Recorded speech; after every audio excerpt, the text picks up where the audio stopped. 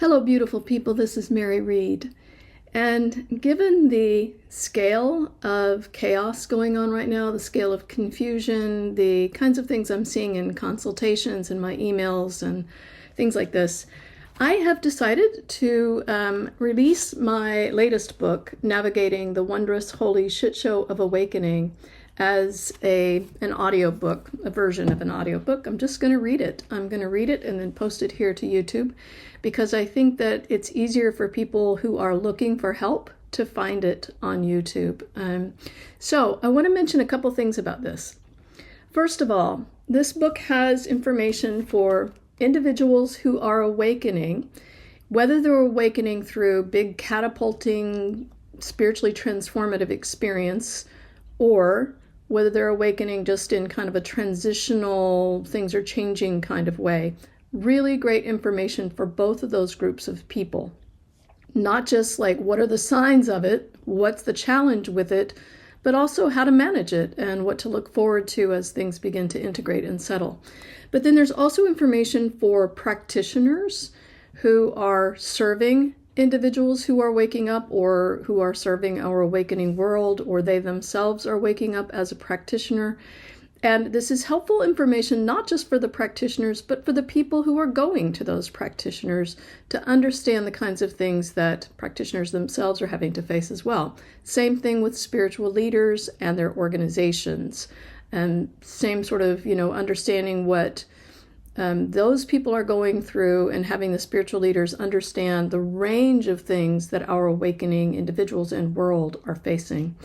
And then lastly, there's information for media who are interviewing people like us for a greater understanding of the scope of things that we're bringing to the table when they're talking to us or asking something from us.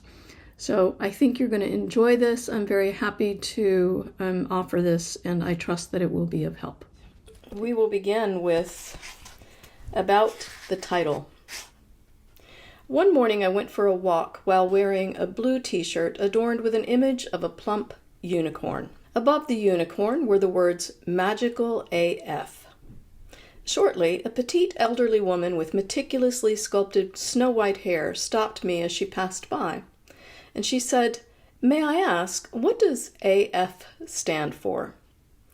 I said, "Well, back in the day, you and I probably would have said, as all get out. But I think young people figured out it was more fun to be naughty and say, as fuck." The woman's eyes shot open wide. "Oh," she exclaimed. Then, in a split second, I watched delight dawn on her like permission arriving from somewhere in her brain to find this funny. She smirked as she turned to walk away and said, "Well, how about that?" The title for this book includes the term shit show because it's more fun and light-spirited than words like messy and chaotic. But it is also more cathartically honest when speaking about the full scope of spiritual awakening. Our awakening journeys are indeed wondrous and holy, but we have for too long dressed up spirituality in nice-only terms, when in truth it's often deeply confusing and painful. When we use terms that energetically convey the truth of our lived experience more deeply, it's easier for us to feel seen in our confusion and pain. Spiritual awakening can help us see how we've separated ourselves from divine truth by piously believing that a nicely packaged world is the only one that is holy. We place not nice words and painful truths outside of divine love, and then we live comfortably righteous in that separation mindset. Awakening is inciting in us the visceral remembrance that everything is of Source or God. Every word, every truth, every experience is holy. Every tiny bit of our wondrous shit show of awakening is holy. And I aim to honor that truth with joyful abandon in this text. About the author. More than 2 decades ago, I was a staunchly agnostic healthcare executive in Washington, D.C. That normal life began to veer off track in December 2000 when I started having uncontrollable mystical experiences with the likes of Jesus, Buddha, and angels. I spent 10 years in profound confusion, unable to find anyone who could help me understand what was happening. That chaos became unbearable just as every aspect of my normal life fell apart, and the weight of my despair led to a suicide attempt in March 2011. Inexplicably, 2 days after taking 96 pain and sleeping pills with 3 glasses of wine alone in my home, I woke up. I had no options left then but to surrender in defeat and stop trying to reject or control or understand what was happening. In that authentic state of allowance, I was invited to India to tell my story to a high Tibetan Lama and did not return home for 7 years. I spent most of that time living in a remote Buddhist nunnery in the Himalayas, coming to terms with my true calling. This journey of self-acceptance is detailed in my memoir, Unwitting Mystic: Evolution of the Message of Love. Today, I am a mystic wisdom guide and author of 4 books on spiritual awakening. I work with people around the world who are at varying stages of their spiritual evolution, and I host weekly online teachings for members of my private community. I know firsthand the range of challenges we face in our individual and collective transformation, and I also know the incredible relief, freedom, and joy that comes with divinely inspired support. The awakening train has left the station, and it has no brakes. It's not hard to see there's a momentum of awakening to higher levels of consciousness going on in our world. There's widespread rebellion against old, oppressive systems that govern human life, and widespread social and technological changes catalyzed by vastly more creative and collaborative thinking than in the past. There's also widespread resistance to all of this. Humanity isn't exactly winning the cosmic most gracefully evolving species prize, but we are, even if clumsily, making our way out of eons of painful beliefs and paradigms that have dictated our ways of life. Today, countless individuals around the world are experiencing ever-expanding levels of awareness, understanding, healing, and potential. Whether we suddenly find ourselves in otherworldly events or gradually find ourselves facing deep personal realizations, these are points of no return to an old sense of self and life. We can't unexperience an experience or unknow a truth. We can try to ignore or suppress these things, but in our hearts, we know we are changed. These shifts are opportunities for transcendence and healing, but first they will bring to our awareness the limitations to be transcended and the pain to be healed. Sorting through these issues and integrating new perspectives can be a challenging and confusing process as we seek to understand who and what we are now. This book provides helpful information for people in the throes of these challenges, as well as guidance for those aiming to support these individuals or promote understanding of our awakening world. I make a distinction in this text between 2 general paths of spiritual awakening, one that propels people along rather dramatically through transformative metaphysical experiences, and one that unfolds more gradually, and therefore often more arduously, without these experiences. These are 2 very different paths, each with their own promise and plight, and it is important to understand what is happening in both. The information I provide comes from 2 decades of direct personal experience with profound metaphysical events and my work with more than 1,000 people in varying stages of awakening. What I share may or may not be corroborated by research, other teachers, or others who are in the throes of spiritual awakening. I'm only able to speak from my own first-hand experience and the experiences of those with whom I have worked. Dozens of my own experiences and select stories from my work are detailed in my other books. In this text, I do not attempt to correlate types of experiences with specific stages of awakening, levels of consciousness, or dimensions of existence that have been demarcated by others. The mind tends to use that kind of information as a challenge to pursue what it perceives to be a more prestigious state, rejecting all the incredible wisdom and healing available in one's present state. We have enough things in our world telling us we need to do more or be better. I do not need to add to that noise. It's okay for us to be wherever we are in our spiritual journey, even if we're all over the place. My aim is to honor and support people wherever they are and to help them realize through their own lived experience that, in truth, divine potential is limitless, and wherever they are is both sacred space and a sacred doorway to exploring more of that truth. Lastly, my personal and work experiences do not capture every possible scenario or concern that can happen in spiritual awakening. Everyone is different, and every path traverses a unique landscape. But my hope is that what I share compels compassionate understanding and support for anyone on the leading edge of humanity's great shift in consciousness, and that the information fosters a deeper appreciation for all the holy wonder and shit that our precious world is going through on the way to healing and wholeness. Part 1. Spiritually Transformative Experiences. Chapter 1. Common Elements of Spiritually Transformative Experiences. For a growing number of people, awakening is happening through catapulting events commonly referred to as Spiritually Transformative Experiences, or STEs. These are embodied metaphysical experiences that can incite profound realizations about ourselves, the world we live in, and dimensions beyond narrow definitions of reality. They can also illuminate perspectives that refute the vast array of limiting beliefs that have historically shaped the human experience. These potent events can happen unexpectedly in near-death experiences, spontaneous metaphysical experiences, and hypnagogic, or pre-sleep, or hypnopompic, post-sleep states. And they can happen more deliberately through endeavors such as psychedelic journeys, as in ayahuasca or LSD, spiritual rituals and practices, hypnosis, and deeply meditative states. To be clear, I speak here about authentic transformative events in which one is fully immersed energetically in the experience, not events that one mentally imagines or deludes. The energetic difference between these embodied versus mental events is, on the mild end of the continuum, as distinguishable as the experience of describing what it's like to eat a lime versus actually eating a lime.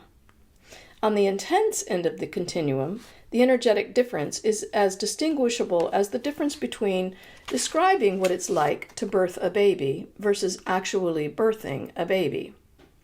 We have distinctly visceral awareness in an STE, and the information revealed or conveyed is usually profound, simple, surprising, and something our mind does not fathom. Further, authentic STEs do not incite or encourage conflict, judgment, oppression, inequality, or violence, since the source of the event is divine love. Though in rare instances when one has to transcend extensive energetic imprints of fear for their vibration to rise, the STE can start out fearful. With the growing availability of offerings that can incite transformative experiences and the rapidly expanding collective consciousness that can naturally foster them, these events are becoming more common and are being discussed more publicly than ever before. Therefore, it's important to understand what STEs are and how their impact can dramatically change one's life. The range of phenomena that can happen in spiritually transformative experiences is infinite, and no two events are alike. There are, however, common elements often involved, including: Number 1, a light. A light often appears that's very bright or of a unique color. The size of the light can range from tiny and pin-like to massive and all-encompassing. The light may have palpable qualities such as warmth, emotion, love, and/or a sense of personification. Some experiencers feel a pull towards or an invitation into the light. Next, a tunnel. Many people have a sense of traveling in a forward motion through a tunnel to a different space or realm, though I personally went through a tunnel backwards. While the tunnel is usually bright light, some experience it as a tunnel of darkness. Next, a voice or a telepathic communication. A voice or communication often comes from no apparent source, but can also emanate from one or more entities conveying information with or without words being spoken. Next, an absence of self or form or identity. It's common to have a sense of being without a physical body. Some experience becoming light, or as a point of awareness within a greater field, or as the field itself, or as something altogether different. Some may see their physical bodies, but have a sense of being separate from it. Often, an experiencer realizes through this not-in-body awareness that they are not their human identity, and they have simply been playing a character on Earth. Next, otherworldly sounds, colors, symbols, lights, or movements.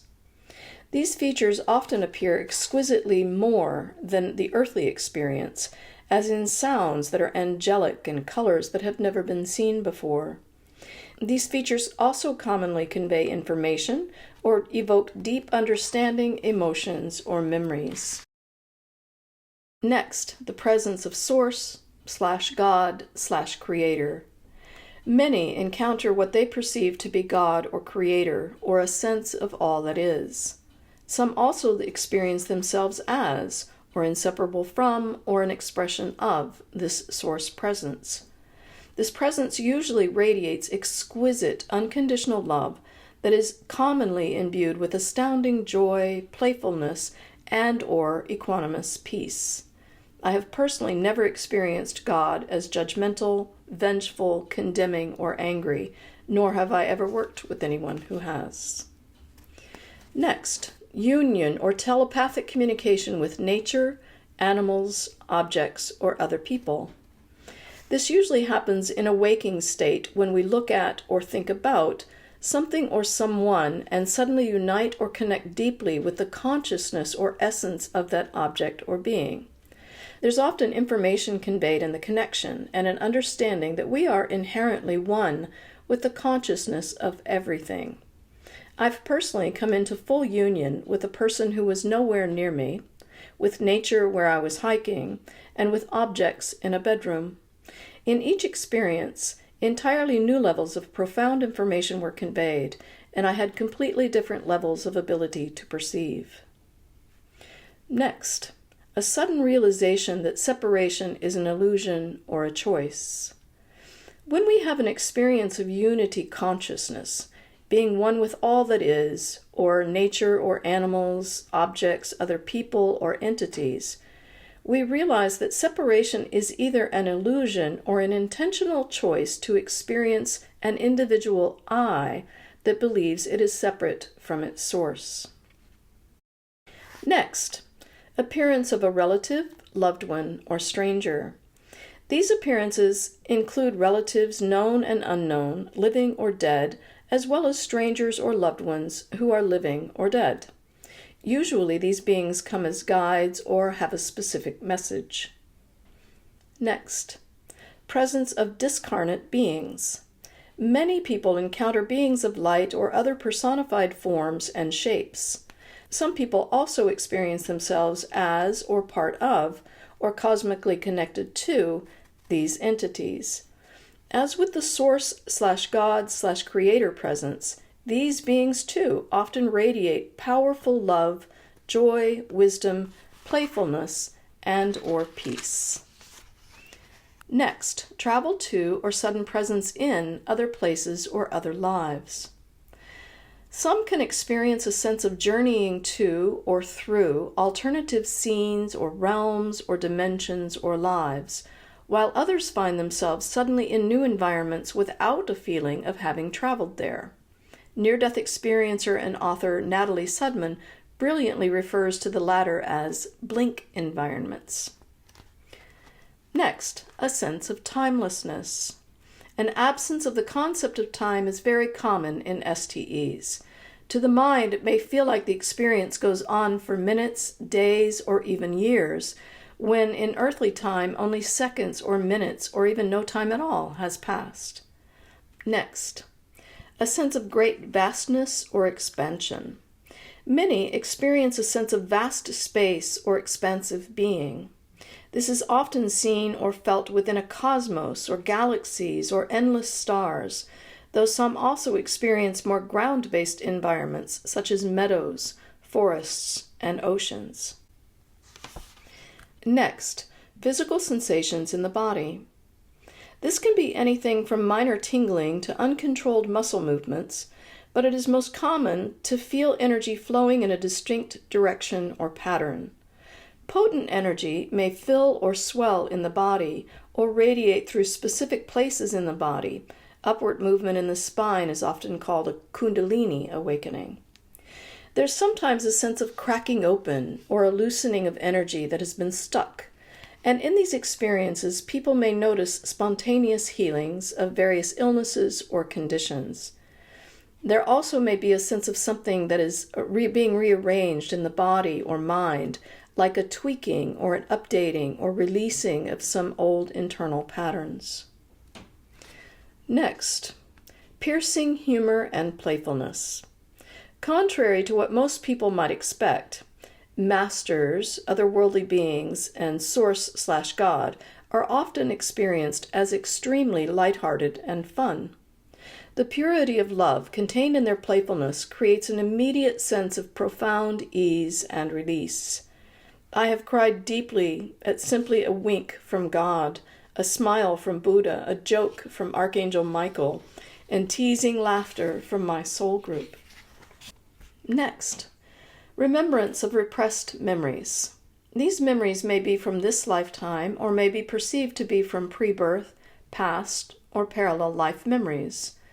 There's almost always something significant about one's current life that is realized through these memories, but there can also be simply a popcorn effect of random memories popping up when energetic imprints within one's vibrational field release.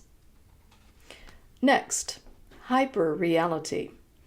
These otherworldly realms often feel more real than our earthly reality. The juxtaposition between these realities can add to the difficulty in coming back from an STE, because it's like stepping out of a richly depicted oil painting and into a pencil sketch. When my metaphysical experiences first began, every time I came back from an STE, I felt like I was being stuffed into a glass Coke bottle. This reality felt oppressively tight and distorted. Next, a life review. This is an eye and heart-opening experience of seeing our life from a higher perspective and understanding the impact of our actions and choices. Often we get to see or relive not only our own actions and choices, but the impact of those actions and choices on others. Importantly, we usually realize in this experience that the only judgment present in this review is coming from ourselves, not from any God or any divine entity that may be present. Next, a sudden expansive knowing or understanding. This often feels like a surprising aha that allows one to realize they've been blind to simple truths about themselves, others, the world, or greater spiritual wisdom. It can also be experienced as a large download of information, often instantaneously, which the experiencer may or may not be able to bring back into their earthly life and remember in full. In the latter instance, people may recover the information in bits and pieces over time.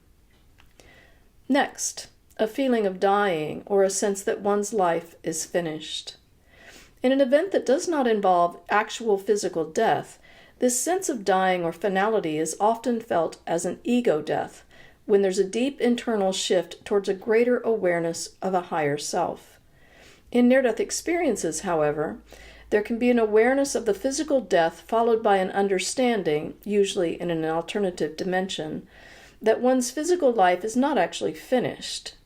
In these cases, one may be given the choice to return to their body or be told they must return because it's not their time yet. Whether or not one is allowed the choice to return apparently depends on several factors, including one's life purpose or priorities, one's soul contracts with other beings, and one's pre-birth plans.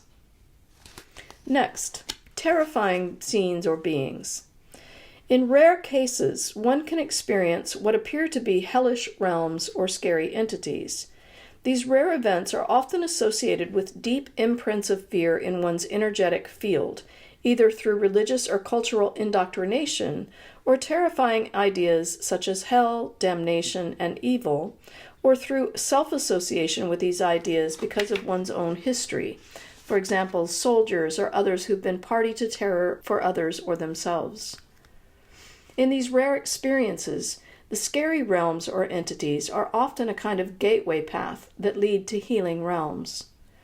Some report this feels like a process of moving through a dense, dark layer of energy in order to reach a more spacious and luminous field. Some experiencers also report feeling that a terrifying event was understood as a transcendent experience being witnessed through the filter or angle of perception of fear. In these cases, there's usually a realization that the filter can be removed, or the angle of perception shifted, and the experience becomes wondrous and inviting. Now, a word of caution about discerning a spiritual experience from a mental disturbance. Authentic spiritually transformative experiences are almost always a profoundly loving, transcendent event. While in rare cases an STE may have fearful components or initial stages, experiences that are heavily based in terror, paranoia, or aggression are more likely an event caused by mental instability. Signs that this may be the case include: there was no sense of profound love or transcendent calming awareness experienced in the event, intense fear, paranoia, or aggression that continue after the event, the experiencer has a history of mental instability. If any of these conditions are met, it's best to seek support from a mental health professional as soon as possible after the event. That said, it's important to note that just because someone has a history of mental instability or has a fearful experience does not mean their experience was not an authentic STE. It will be important to connect with a mental health professional who can help discern the difference.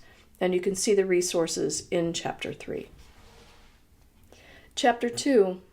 Common challenges that follow spiritually transformative experiences. Immediately after an STE, experiencers often have an acute period of joy, gratitude, awe, and even ecstasy. And during this time, we can feel dazed and distracted to varying degrees as highly activated energies within us are still settling. Very often, we have a lingering coursing through the body sense of profound love and a knowing that our purpose is to love. While heightened energies still linger, some people notice they can see auras around objects and people, or know things psychically, or have other types of expanded perception. While in some cases this fully innate state remains constant, for most people the acute period of connection usually lasts anywhere from a few days to a few months before questioning, doubt, and confusion start to creep in. This is when many of us find ourselves in the front row seats of the shit show. Some of the challenges include: first, coming back. In STEs where we experience immense love, joy, peace, understanding, and/or exquisite divine realms, it can be devastating to have to come back and live in our earthly reality again. After our initial period of excitement and wonder, it's not uncommon to experience grief, depression, and/or anger at how hard earthly life feels, comparatively speaking. In STEs where we meet God, it can be especially devastating to separate from such a profound presence, because the unconditional love and profound sense of belonging and acceptance we feel is beyond any version of love, belonging, and acceptance we experience on earth, and the juxtaposition can be excruciating. Next, we can't remember or make sense of everything that happened. Countless things can happen in a single STE, and often we can only remember or make sense of bits and pieces. With time, more clarity can come, but until then it can be deeply confusing to try to make sense of things when important information seems to be missing. Next, continued episodes of expanded awareness. While energies are still high within us, we can continue to have a wide range of metaphysical experiences in our waking states. This can be both destabilizing and disorienting because we haven't gotten grounded yet from our initial experience, and we have a sense of not being fully here yet. Next, chasing the high. In STEs where there's a profound sense of peace, ecstasy, love, or healing, many experiencers will try again and again to get back to that high. This is usually done either through induced journeys, such as drugs, or relentless spiritual practices. However, very rarely is the person able to sate their yearning. This chase the high process not only feels unsatisfying and frustrating, it also keeps the person emotionally and mentally unbalanced because there's a chronic incitement of energies, so one's energetic field has no chance for things to settle and integrate. Next, we can't aptly describe the experience in words. It's extremely hard to thoroughly convey everything that happens in an STE. The scale and depth of what happens is far greater than can be distilled into words, and the pure qualities of the experience defy human definition or understanding. It's like trying to describe an orange using language only meant for avocados. The general subject may be understood to be about food, but the words and concepts are neither right nor enough. This is especially frustrating because talking about what happened is often a deep need for experiencers. It's the way we seek to process the shock, wonder, and/or confusion. Next, fear of speaking up about what happened. While most may feel a deep need to talk about their experiences as a way to process the event, many are afraid to disclose their truth for fear of judgment or rejection. This is especially challenging for people raised in religious or cultural environments where something like an STE is considered crazy, blasphemous, or a sign of evil. Next, confusion is compounded by those we turn to for help. While this issue is gradually getting better, there is still a vast poverty of trained therapists, doctors, guides, and ministers who have the understanding and skills necessary to adeptly support experiencers through the impact and integration of their STE, thus the need for resources like this book.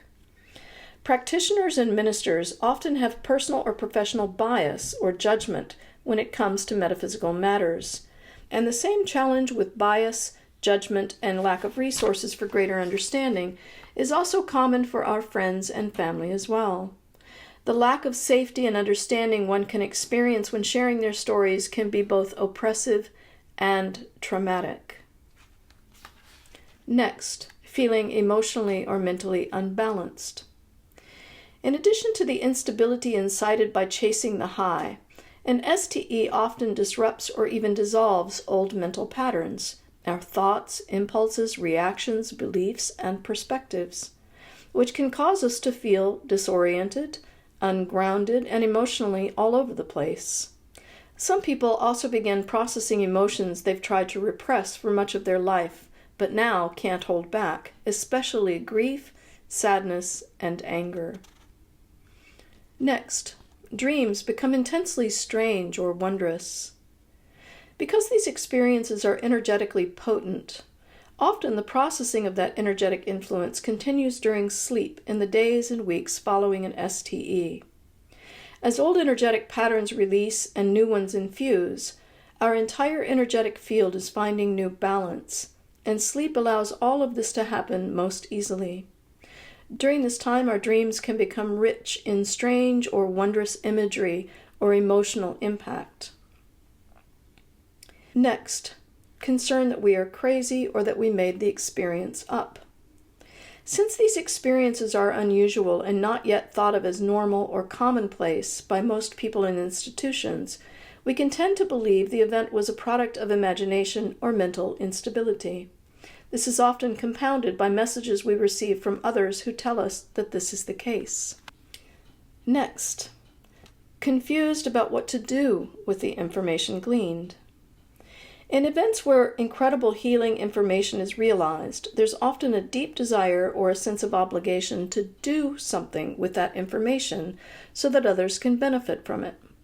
This can create a heavy or urgent sense of responsibility, which can be overwhelming if we're trying to bring something big or impactful to the world before we have fully integrated our experience and truly understand what the application of that might actually be. Next, ego taking control of the narrative or application of the STE. Our ego will seek to fill in gaps in our understanding or abilities with what it deduces or assumes must be right. It will seek to explain the STE from the perspective of what the mind figured out about it, rather than through the actual experience itself. Our ego's desire to do something with the information we glean in an STE can lead us to offer healing or awakening services before we're ready. When the well-meaning ego has information it thinks is right, helpful, or marketable, it can get to work using the experience before we have fully integrated all that happened, thus adding to our own confusion and to the confusion of those we serve. Next, a sense of being special or chosen. Some people are told or shown they have a specific mission on earth, for example, to share XYZ message. Others are given specific new skills or abilities, such as a new language or higher perceptions. The challenge is that, to the mind, being given these specific missions or skills is an indication that we are special or chosen, when in fact we're simply being aligned with our particular individual path or calling. Next, a desire to isolate. While we're sorting through thoughts and feelings that can be overwhelming, the world around us can also feel overwhelming. It's not uncommon after an STE to feel better alone in our own environment than with people in public settings. This can make going to work or engaging socially quite challenging. It can also make it difficult to face everyday responsibilities that require us to engage with others, such as picking up the kids from school or going to the store. Next, feeling exhausted or sick from having to be normal. Related to the above, when we're still integrating the expansive energies of an STE, it can be extremely difficult to focus our attention through what feels like the tiny vessel of a body or a limited I, mind. That level of effort can cause fatigue, nausea, and a need for prolonged periods of rest to allow one's internal world to acclimate. Next, frustrations of feeling stuck, directionless, or depressed. Many people go through a heavy stage of questioning the purpose of their STE when they don't seem to have any clear direction in life afterwards. This, coupled often with an inability to reconnect metaphysically, can lead to feeling stuck, directionless, or depressed. Next, life priorities may change. It is common for experiencers to see their life in a new light after an STE. What was once tolerated may become intolerable. Goals may change or disappear entirely. We may begin to align our choices with what feels like higher purpose or potential. We can find it difficult to work or engage through the intellect instead of the heart. All of these things can impact our relationships, jobs, family, and community life. And they can create a sense of feeling lost because we do not know our new self yet. We only know the old self is no longer in charge. Next, life as we know it falls apart. Related to the previous note, while we know things have shifted within us, sometimes that internal shift prompts challenges we're either not ready for or even considering.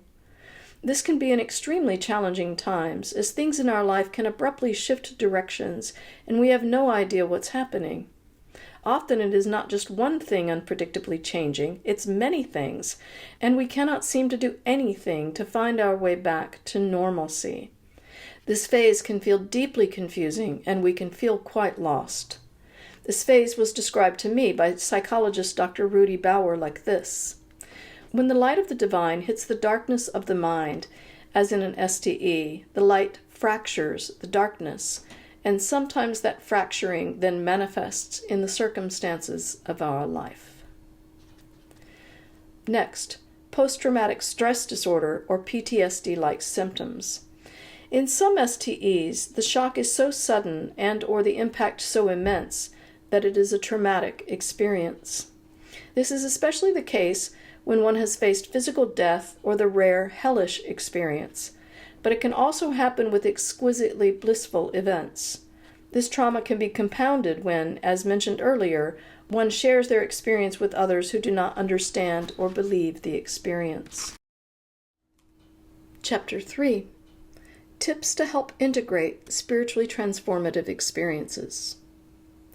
Whatever the nature of an STE may be, it is first and foremost transformative. These events deeply affect our old way of understanding ourselves and our world, and the impact can jolt our mind and heart so powerfully it's not possible to go back to our old way of being. This transformative impact is why it's important to understand that integration is the most vital part of every experience and every awakening journey. Every event, every new understanding takes time to absorb and become integral to who and how we are. It takes time to allow the experience to ease out of our mind where we obsessively replay and analyze and seek to understand what happened, and into the very fabric of our being. It takes time for all that we've experienced to naturally reshape our understanding of our true self. A single transformative experience can take many years to integrate.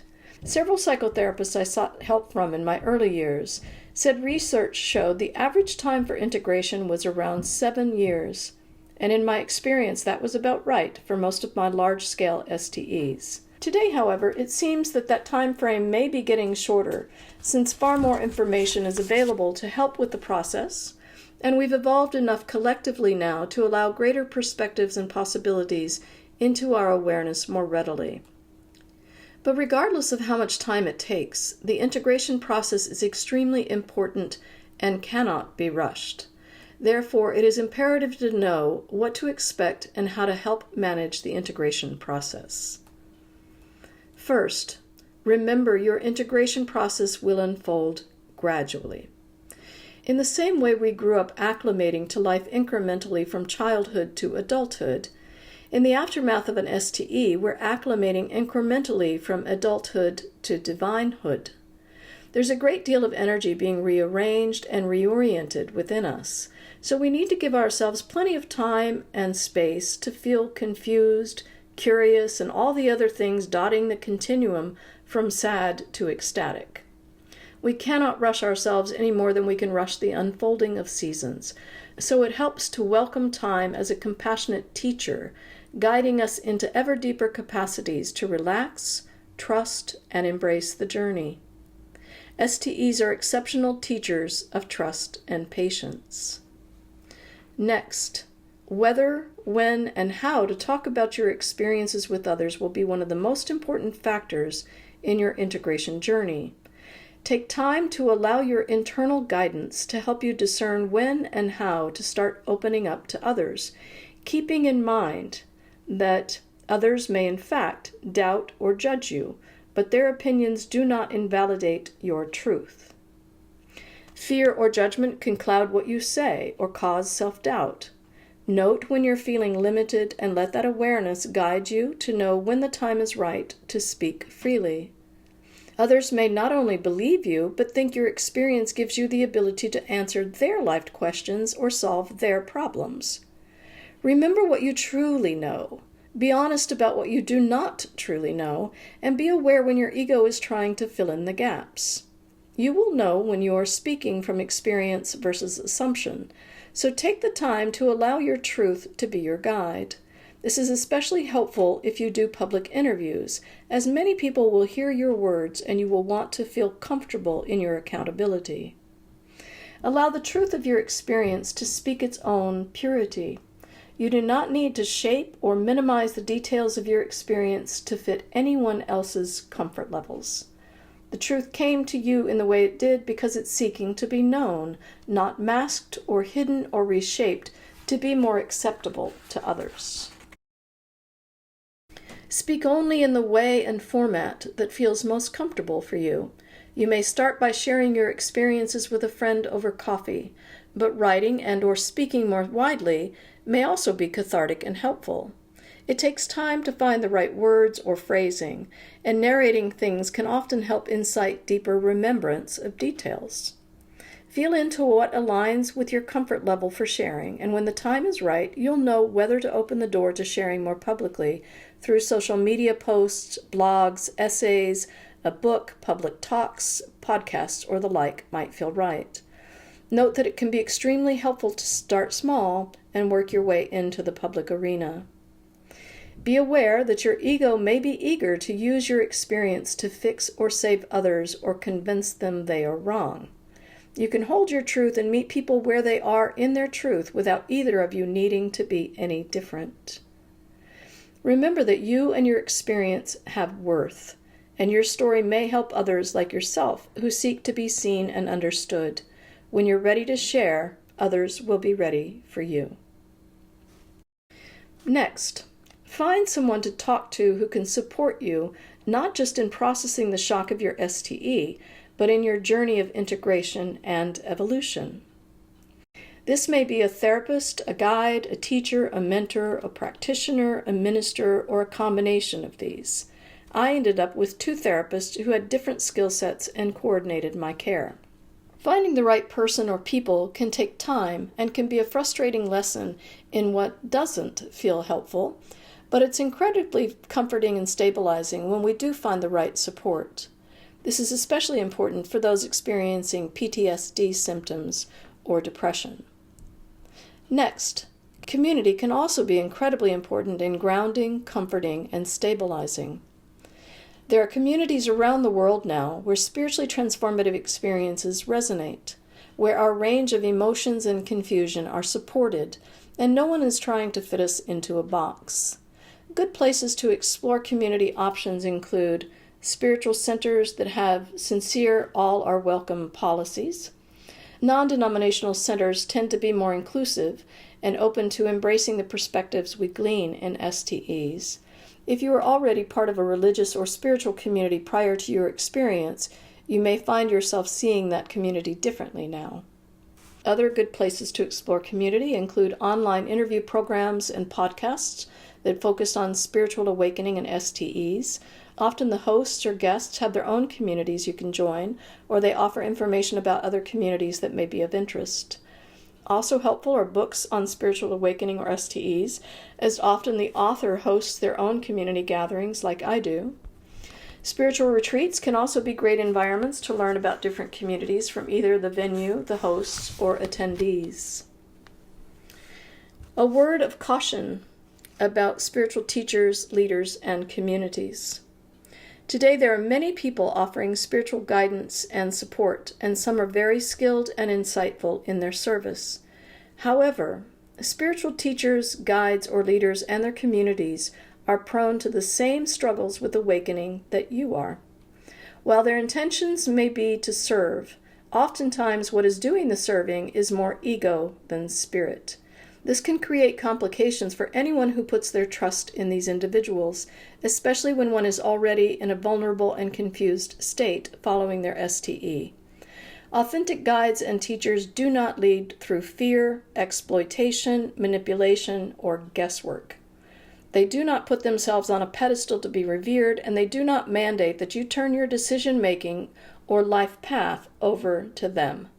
Authentic teachers empower their students, fostering remembrance of and resonance with the divine wisdom we all innately hold within, and they guide their communities in the same empowering way.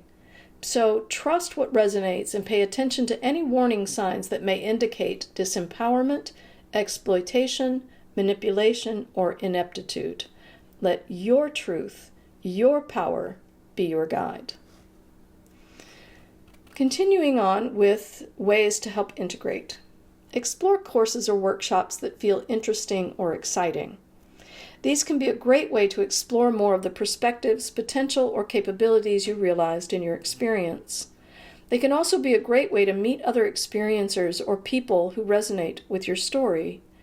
However, be mindful of not using these endeavors to chase the high of your STE, as noted in Chapter 2. That will only keep things stirred up while your body and mind are still trying to integrate the impact of your experience. Next, treatment or programs that help care for your body and energy can be helpful in fostering physical balance and well-being. Your body is processing a great deal of internal change from the energetic influence of your STE. Treatments such as massage, craniosacral therapy, sound baths, yoga, or other movement modalities, as well as energy balancing techniques like acupuncture and biofield tuning, can be highly effective in calming, centering, and grounding the body. Next, in addition to care for the body, it's extremely helpful to explore techniques that can help calm and center the mind. Meditation can be very effective, but different people resonate with different practices. Explore the array of meditation options available, such as guided, mantra or chanting, silence, transcendental, breath work, and other techniques to see what feels good for you. Note that it is likely not helpful to do a deep dive into intense multi-day meditation programs such as Vipassana before you've stabilized your STE.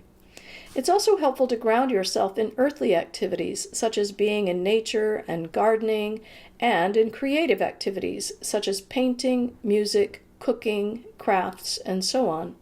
This moves energy through the body without the mind directing the show. Next, avoid use of substances or rituals to chase the high or bypass confusion. This only makes integration harder and confusion go on longer. Trying to rush the awakening journey or shortcut the integration process leads to chronic instability because energies are constantly being incited and the entire energetic field has no way to settle into a balanced state. Next, consider allopathic medications for support if your body and mind become exhausted. Many people eschew antidepressants or other allopathic treatments, but in some cases they can be a helpful temporary resource to help us get through extreme periods of depression or instability.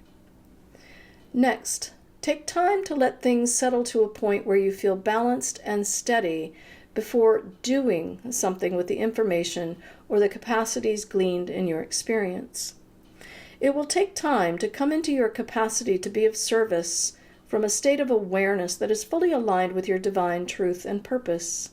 If you leap into offering services before you're ready, there's a good chance your ego will complicate things for you and those you aim to help.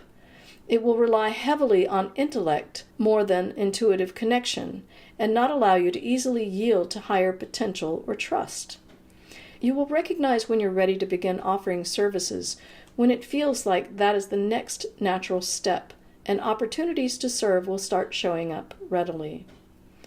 Next, keep in mind that you're in a going through process of integration, not a stuck-in process.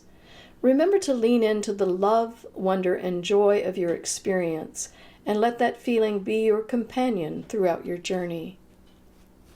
Next, remember you do not need friends or family or anyone else to validate your STE or be where you are in your spiritual awakening. You can invite others to watch videos or read books to better understand your experience, but they have their own journey and are evolving in their own way just as you are. As you stand in your truth, you become a beacon of remembrance and potential for others. Next, have fun recalling your extraordinary experience. While the confusion and integration of an STE can at times be intense, remember that in this human lifetime, you experienced something absolutely amazing. Let yourself bask in the wonder and fun of such an incredibly transformative gift. In addition to the tips already listed, there are countless resources that can offer more personalized support or specific information for you. To mention just a few, the International Association of Near-Death Studies, This organization offers a wide variety of information pertaining to STEs, primarily NDEs, but they are evolving. And they hold an annual conference in which experiencers and people working in or interested in the field of consciousness and spiritual awakening can meet and inspire each other. The Spiritual Emergence Network is a network of over 200 therapists and other professionals specializing in helping people with difficult spiritual experiences.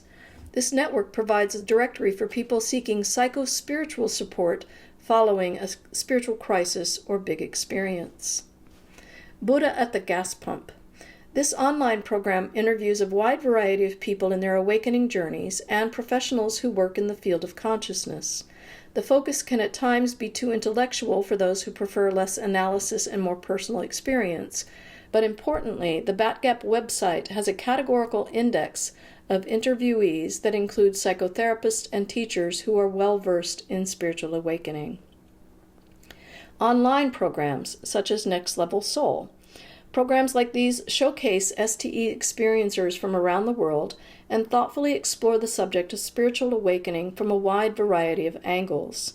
The stories and discussions can help you see your STE and your journey in a different light. I highlight the Next Level Soul program here because the host does not frame stories in a religious or doctrine-based light normally. There are many other programs like this whose hosts succeed to varying degrees in questioning their guests thoughtfully without an agenda of their own. Religious or doctrine-based online programs abound, but I have no experience with them. For those who are compelled to explore meditation and consciousness through the lens of Eastern traditions and teachers, the Washington Center for Consciousness Studies is good. Dr. Rudy Bauer offers many free meditation videos and opportunities to meditate virtually with others on a daily basis. Dr. Bauer is an expert in psychotherapeutic work involving spiritual phenomenology and is an excellent resource to help discern between an authentic STE and a mental disturbance. Books that show the scale and possibilities of potential offered through STEs can also be helpful. There are many inspiring stories available in book form now. A few examples include The Application of Impossible Things by Natalie Sudman, A Walk in the Physical by Christian Sundberg, Proof of Heaven by Eben Alexander, and my own books Unwitting Mystic and Humanity's Epic Awakening. Seeing your own journey and understandings reflected in these stories can reconnect you to the wonder and awe you experienced in your STE. Specifically for STEs that are prompted by psychedelics, the book Psychedelic Integration, Psychotherapy for Non-Ordinary States of Consciousness by Mark Eichsiel is a helpful resource for both experiencers and psychotherapists. Suicide hotlines and crisis support are important. If your despair gets too much, there's always help. Wikipedia provides a website for contact information for suicide hotlines around the world. Renowned sound healer Tom Kenyon also has a suicide prevention program that works to ease the brain patterns contributing to despairing thoughts at tomkenyon.com/suicide-prevention. For those dealing with particularly relentless PTSD or depression, medications can be a helpful bridge to get you through these peak intense periods of integration, and these should be discussed with your mental health provider. Chapter 4. What to look forward to as things integrate. As the confusion and chaotic thoughts begin to settle down, we start to become aware that we have changed or are being ever more drawn to change in numerous ways. We begin to realize that some things about us or our life have simply dropped away and other things have become part of our new normal. We still have ups and downs, but we have an ever greater capacity to manage the challenges without being knocked off balance. Common changes we notice as we evolve through deeper integration of our STE include trust that we are of a loving God/source/consciousness. For those who experienced evidence of love, compassion, and wisdom that far exceed earthly ideas of these things, as our confusion lessens, it becomes easier to trust that we are inherently part of a unitive consciousness. We trust that we are expressions of an unconditionally loving source or God. This can be a significant shift for those who were previously agnostic or atheist, and a healing experience for those who grew up in religions that teach of a vengeful, judging, or conquering God. Next, feeling peaceful, calm, and content. In time, our state of being becomes less agitated and more even-keeled. We begin to notice that we wake up feeling lighter and have a sense of growing internal ease throughout the day. Next, a deeper ability to accept self, others, and situations. Our old impulses of judgment usually become less intense or frequent. We have a greater capacity to accept people and circumstances as they are, rather than needing them to be different to make us feel better. This process begins with heightened awareness that our old reactionary habits have waned, and we grow ever more aware that we are evolving into a more gentle way of relating to self and others. Next, an increased ability to love oneself unconditionally. For some experiencers, the ability to love oneself is immediate because our STE immersed us in true knowing of our divine nature and innate worthiness. For most people, however, this ability unfolds over time as the integration of the STE incites deeper remembrance of our divine nature and worthiness. Next, ability to find more beauty and wonder in the world. Most experiencers get evidence that there's beauty and wonder beyond what we can see with our earthly vision. As our thoughts become less cluttered and judgmental, the evidence we receive in the STE can foster an ability to see more deeply into what is right before our eyes. We recognize and appreciate the weave of interdependence in our world, and how incredible it is to be part of and blessed by the interplay of all things. Next, increased capacity to feel connected to higher self, divine guides, and deeper wisdom. As we become less focused through the mind that generates and perpetuates confusion, we find ourselves dropping deeper into intuitive awareness.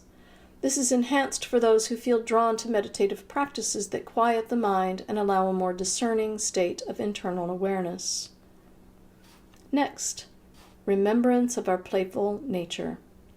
The realms and beings present in an STE commonly have a potent sense of lightness, ease, and even humor. Experiencing the impact of these things in such a pure setting can reconnect us to this aspect of our divine nature. We remember that we are, inherently, joyful beings. With this aspect of our nature brought to our awareness, as confusion decreases, we often find ourselves feeling more lighthearted or drawn to more lighthearted influences and people. We develop an ever-deepening appreciation for the whimsy that is playfully sprinkled throughout life. Next, less interest in conflict in any form. It is very common for experiencers to lose interest in any form of conflict that once would have vied for their attention. This includes mass media news, movies, and books that glorify conflict, and personal or professional engagements that tend to foster conflict or debate. It also includes self-driven conflict, such as the need to be right, have the last word, be the best, or feel entitled. Next, no fear of death. While the fear of death is commonly vanquished, especially for near-death experiencers who know the exquisite love and relief that abounds across the veil, it is also commonly eliminated or lessened for the same reasons in those who have transformative events that don't involve any sense of death. Next, trust in divine inspiration and timing. As we get more comfortable surrendering our need to demand specific outcomes or direction in our life, we begin to see evidence that trusting higher guidance leads to constantly surprising opportunities and realizations. The perfection of divine timing and manifestation becomes irrefutable. New doors opened, healing perspectives abound, and fear plummets. Next, increased comfort with new abilities. For those who realized new abilities with their STE, it can take a while to feel at ease and confident in working with these new skills. With time, we reach a stage where it feels natural to be more aligned with these abilities than with our fear and doubt, and sharing or utilizing them becomes a joyful endeavor. Next, increased creativity. Being led more by our joy and divine alignment, we often find ourselves drawn to more creative endeavors. This is in some ways how we use our voice to share evolving perspectives or to convey the higher energies flowing within us. Next, ability to make choices from a sense of freedom or joy rather than from fear or obligation. As we become more aware of our motivations for what we do or how we are living our life, we may realize we've been making choices out of a sense of safety or responsibility that do not align with our highest joy or newly liberated spirit. We begin to evaluate our home, work, and community life and become more comfortable making choices that allow us to live more honestly. Next, increasing resonance with others who are awakening. As we become more comfortable living authentically aligned with our purpose and joy, we have less interest in being around others who do not foster contentment or inspire our divine potential. We find ourselves drawn to those who understand and celebrate our greater perspectives. Next, less worry about what others think of us. Related to the previous note, as we settle into a more authentic life, we have less need for validation of our STE or ourself from outside sources. We're less invested in external gratification such as flattery, accolades, or praise, and feel no need to measure ourselves against others. And lastly, peace with the decision to stay or leave a relationship, job, or community.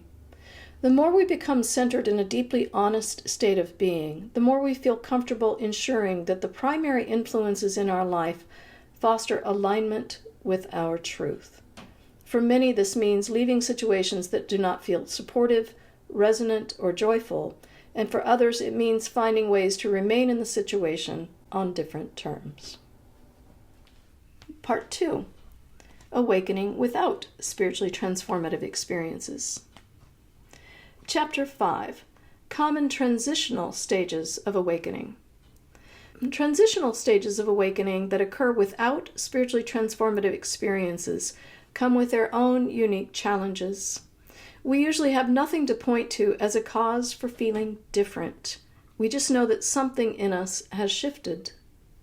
Awakening that occurs gradually rather than through a jolt of an STE commonly reach pivotal stages, including: first, realization that something needs to change.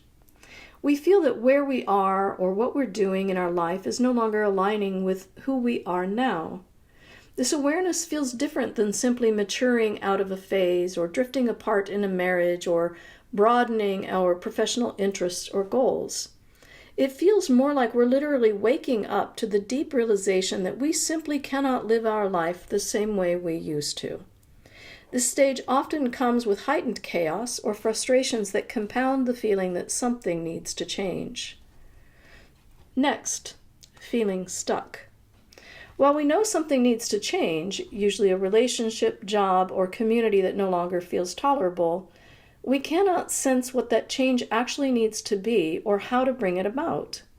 It's one thing to want out of a situation, it's a whole other thing to know where to go next. Without a clear sense of direction, we can feel trapped, lost, or paralyzed. We often realize in this phase that fear is playing a big role in our inability to see a way forward. Fear of making the wrong decision, or of a financial insecurity, or of the unknown, and so on. Next, significant change is happening outside of our control. This is sometimes referred to as a dark night of the soul. This can be a deeply confusing and painful time in which change happens unpredictably and dramatically. We can feel thrown off balance repeatedly and cannot seem to find stability in ways that were once reliably available. For some, this stage passes within months. For others, it can go on for years. Next, a sense of self that no longer feels tolerable. This is a common challenge for people who have long held at bay a truth about themselves, but it's also common for people who have lived for many years strongly identified with fear, discontent, victimhood, or responsibility for others over themselves. We have an inkling in this stage that we're being powerfully called to live freely, and that call is making us honestly face whatever obstructions block our path to that freedom. Next, frustration or exhaustion with having been on a spiritual path for years with seemingly no progress or transformative events. This is an especially common challenge for people who have studied different philosophies and or followed multiple spiritual teachers for many years and never really had any aha that brought about a visceral or lasting sense of divine connection. Understandings have remained more intellectual or theoretical when what they deeply yearn for is experiential knowing. There can be doubt about whether spiritual teachings are even true if there's never been any experiential evidence. And we may begin to ask ourselves, what's the point of all of this? Next, a deep yearning to connect with divine love or higher power.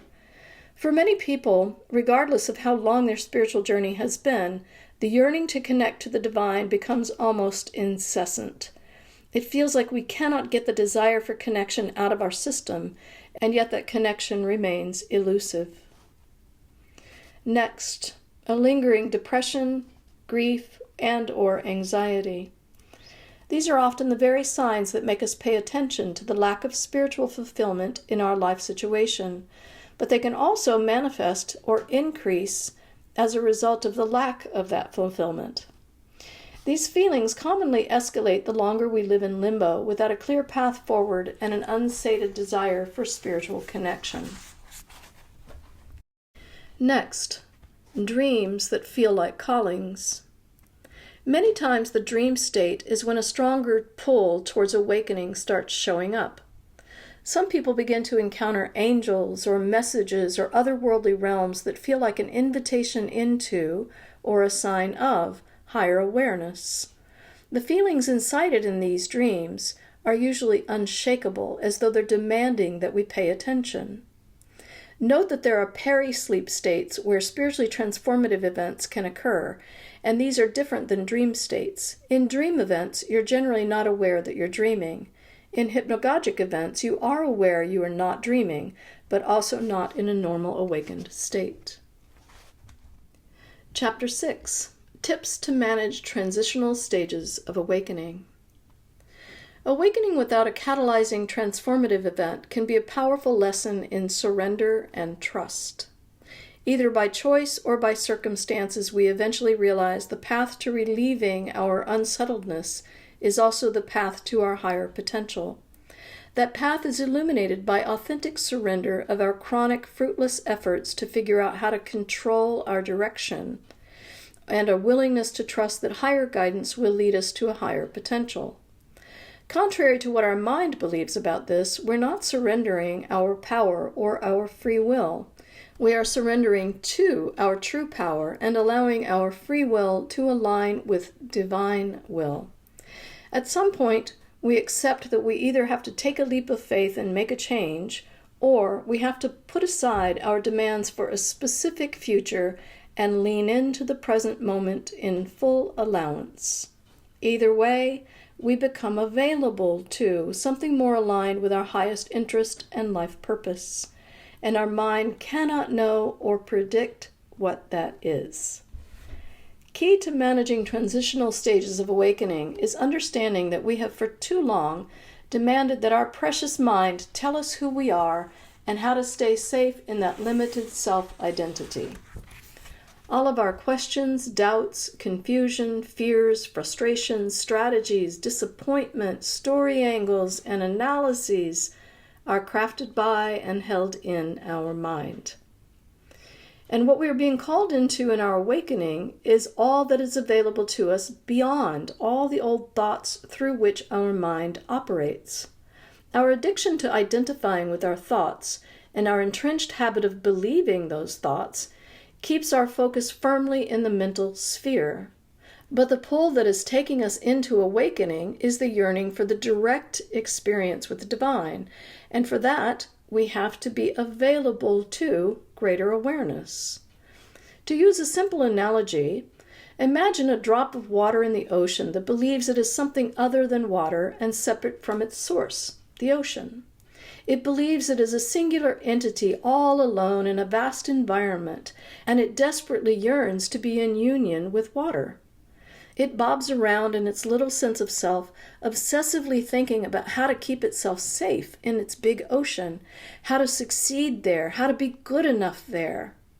All the while constantly deeply yearning to be connected to water. It lives its life focused through the lens of a single thought that its mind believes is true. I am separate from water.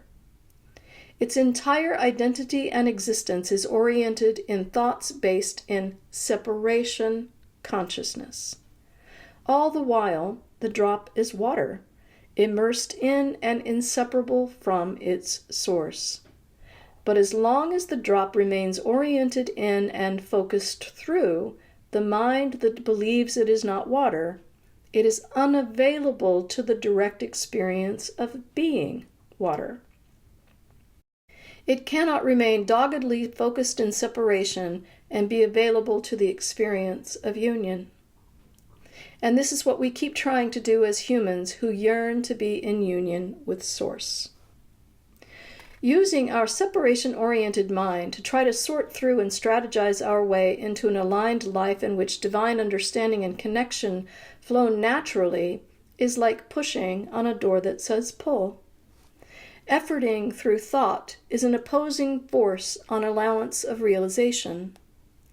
While we obsessively analyze, expect, anticipate, and question, we are leaning against the very door we're trying to open. This is in part why we can more easily have epiphanies in the shower. As we tune into the feel of warm water, we naturally relax our efforts to think and are in greater state of allowance. Understanding all of this, we can see why many of the ways to most easily navigate transitional stages of awakening help us reorient our way and state of being. Helpful ways to shift into a more steady state of allowance and trust include, first, allow quiet time in different environments on a regular basis. Getting out of our daily work and home environments and routines can be very helpful. Nature is especially good for this because it's a space of no resistance or expectation, so we have plenty of room to just be. It also helps to do self-retreats like a week alone in a cabin or at the beach. This is not meant to be quiet time to sort through our problems, but time alone to be available to our inner wisdom and guidance. Next, explore various meditation techniques. Meditation is the most common way to calm the mind, but very few people find it easy to do. This is in part because we usually approach it with trepidation, but also because we may not be practicing a technique that is most natural for us. Some techniques help us calm or quiet the mind.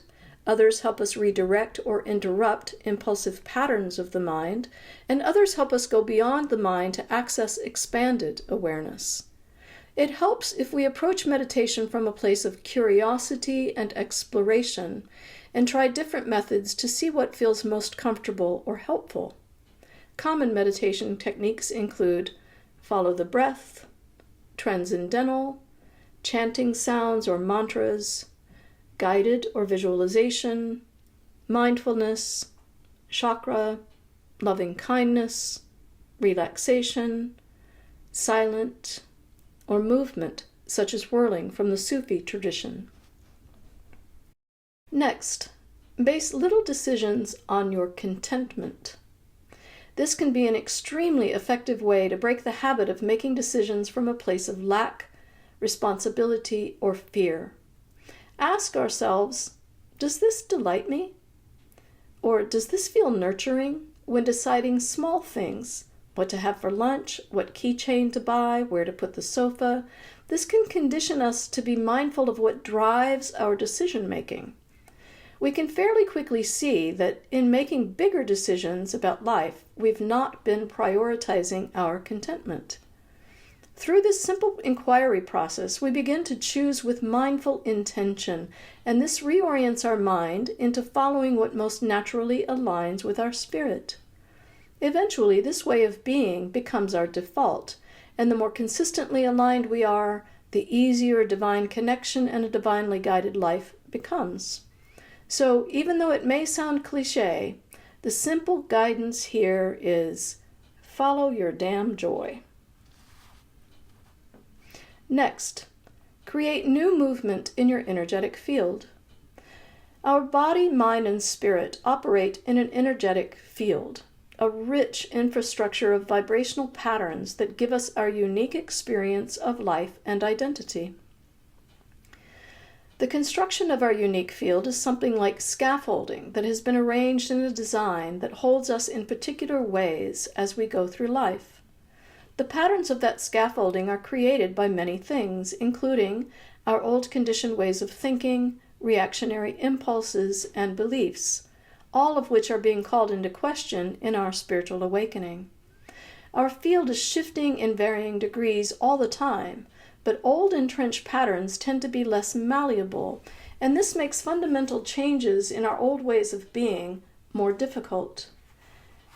Therefore, it's extremely helpful to create more openness and movement in our energetic field, helping us release old patterns and allow new, more expanded energies to flow within us. This shift happens naturally through suggestions mentioned previously, but there are other ways to incite energetic openness, including, for example, travel to new places. Stepping into new environments is a great way to shake up stagnant energetic patterns. As we immerse ourselves in new places and engage with new people or cultures, we allow the influence of different perspectives and thoughts. This allows our overworked mind a break from old habitual thoughts and allows our consciousness to expand effortlessly. We can also explore creative endeavors. Creative endeavors such as painting, writing, sculpting, coloring, crafting, and so on help relax our focus out of the mind and into an allowance of flow. We can also listen to different music. Music is all about vibrational patterns, so introducing new vocal or instrumental influences into our awareness naturally moves our energetic field by infusing new vibrational patterns throughout. We can explore movement practices. Movement practices such as Qigong, Tai Chi, and yoga help relax our mind and our energetic field while also calming energies within us. This can be especially helpful for people who struggle with being high-strung or chronically anxious. Alternatively, dance is a great way to relax the mind and move energies within us in a more expressively cathartic way. Next, we can explore energy and vibration-based support modalities. There are many helpful energy and vibration-based modalities emerging now that it can have a powerful impact on our mind, body, and spirit. Energy work such as acupuncture, craniosacral therapy, Reiki, and EFT tapping can unstick old energetic patterns and create greater flow. Sound baths, vocal toning, biofield tuning, and gong ceremonies can drench our energetic field in powerful vibrations, creating significant openings and shifts. I personally had a spontaneous healing of lifelong deafness in one ear during a gong ceremony. Next, explore spiritual teachings that focus less on information and more on innate present moment wisdom. This is an exceptionally helpful way to relieve our overburdened mind, which obsessively seeks to analyze, question, and try to hold on to information that is primarily rooted in the past. Experiential present moment teachings and guidance brings us out of mental focus on past or future and into the energy field within us where innate wisdom and connection is. To be clear, this suggestion is not to say that information-centric teachings are wrong or not helpful. Many are beautiful and profound. It is only to say that including more present moment teachings in our repertoire can greatly support the myriad internal shifts at play in transitional stages of awakening. Next, explore mystic wisdom guides and communities that empower and incite direct experience. Related to the previous point, Exposure to guides and communities that are oriented in direct experience can incite more powerful energetic openings because they work in higher vibrational fields rather than the dense, cluttered field of the mind. Mystically guided teachings are usually channeled or based in metaphysical experience. They're grounded in present moment awareness and often delivered in group settings that amplify both the experience and the impact. These communities focus more on the experience and application of divine wisdom than the intellectual analysis of the wisdom. It is important, however, that explorations with these types of guides and communities be approached with an intention to enhance our innate capacities and cultivate our innate wisdom, not with an expectation that they must deliver big metaphysical experience. As has been mentioned previously, expectation is an exerting force that can block access to what is readily available in a state of allowance. Again, like pushing on a door that says pull. Here is caution worth repeating about mystic wisdom guides and communities. Today there are many people claiming to be mystics and channels who offer teachings and host communities, and some are very skilled and insightful in their service. However, mystics, channels, and the communities they host are prone to the same struggles with awakening that you are. While their intention may be to serve, oftentimes what is doing the serving is more ego than truth gleaned from source. This can create complications for anyone who puts their trust in these individuals, especially when one is already confused in their awakening journey. Authentic mystic wisdom guides do not lead through fear, exploitation, manipulation, or guesswork. They do not put themselves on a pedestal to be revered, and they do not mandate that you turn your decision-making or your life path over to them. Authentic mystic wisdom guides aim to empower others. They foster remembrance of and resonance with the divine wisdom we all hold innately within, and they guide their communities in this same empowering way. So trust what resonates and pay attention to any warning signs that may indicate disempowerment, exploitation, manipulation, or ineptitude.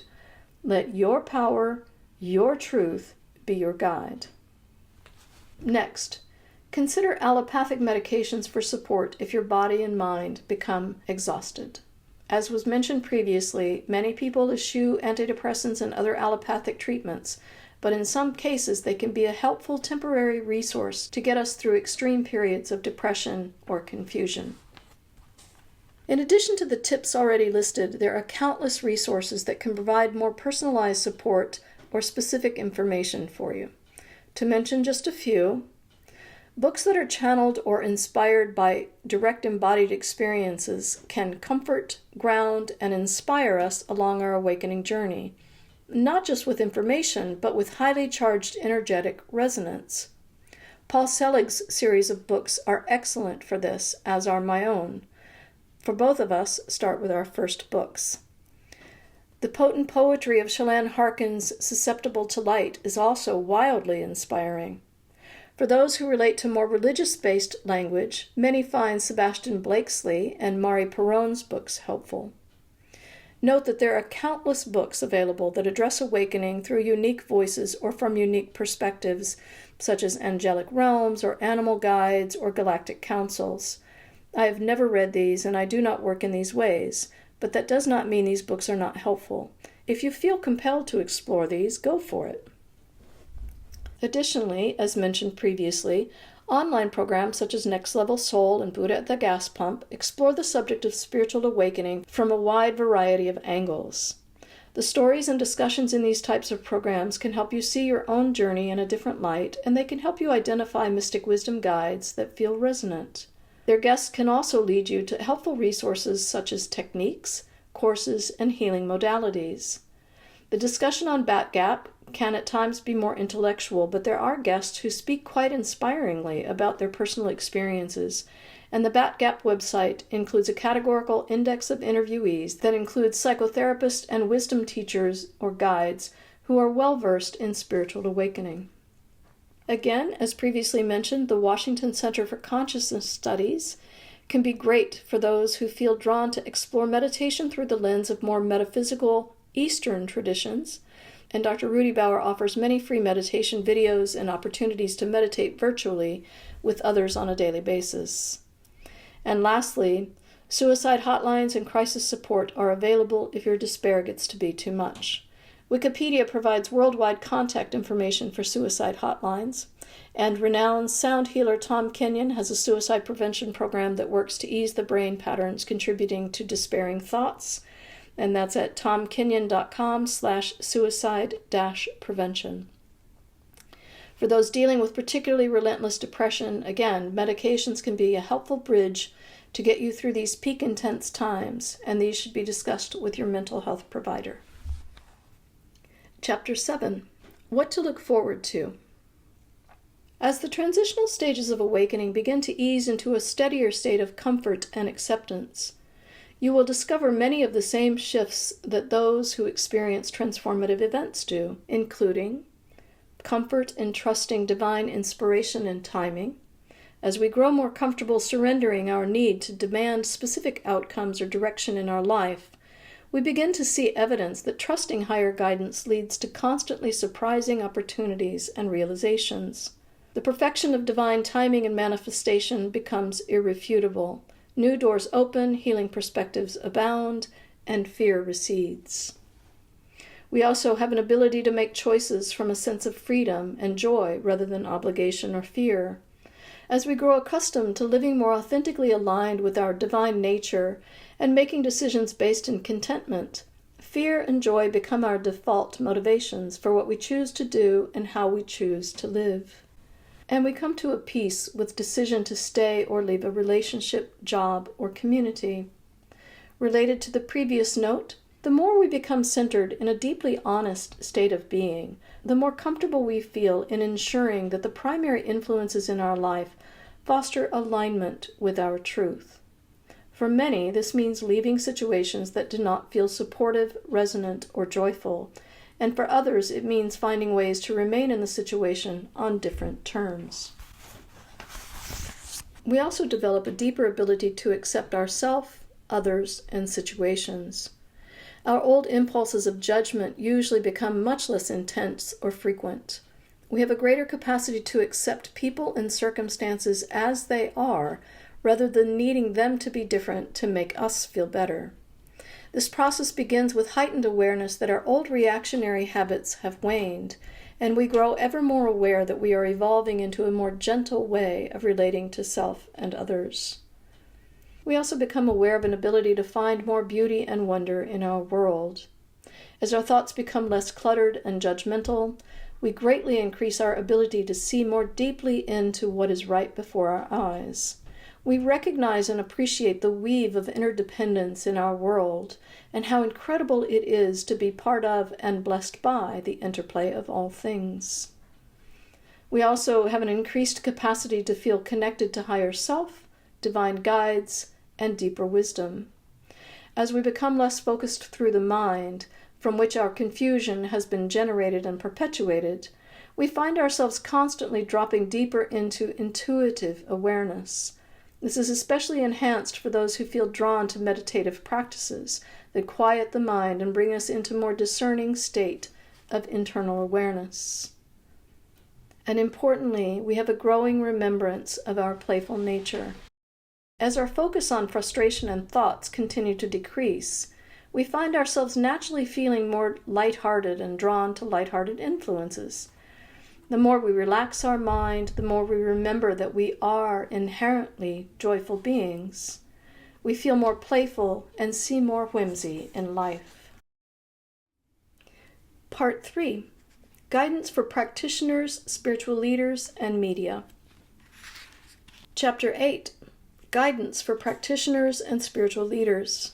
I must begin this chapter with a reminder that the information I provide in this text comes solely from 2 decades of personal experience with spiritually transformative experiences and my work with people around the world in varying stages of spiritual awakening. I have been the one needing support from others and the one providing it to them. I have been outright rejected by spiritual institutions and spiritual centers because I am a mystic, and eagerly welcomed as their guest for the same reason. I have held in confidence countless stories from people wounded by individuals and communities they turned to for guidance in their awakening journey, and I have held in confidence countless stories from individuals and communities struggling to know how to authentically serve in these awakening times. I celebrate every important lesson being learned and the greater potential being realized by all of us through these experiences. We are all stumbling our way through this powerful time of transformation together. Remembering this can help us travel this awakening path with more compassion and grace. Before I delineate the guidance for individual practitioners separately from spiritual leaders, I want to address one important bit of guidance that applies to both groups. It is important to realize that we are all being called to recover the key missing spirit in spirituality: big, jolly love. Spiritual teachings, practices, environments, and support have historically been extremely somber. Theology is heavily weighted in stories of death, conflict, hardship, morality, and overcoming.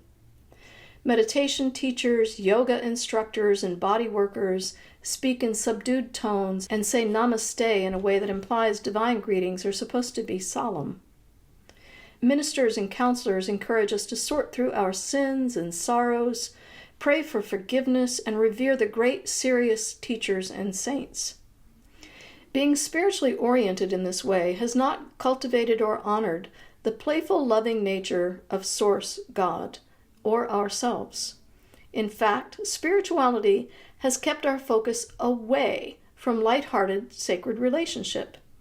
And as a result, living with a repressed, jolly spirit in a deeply serious world has been exhausting. This is not to dismiss the hardships or sorrows we face in our human experience.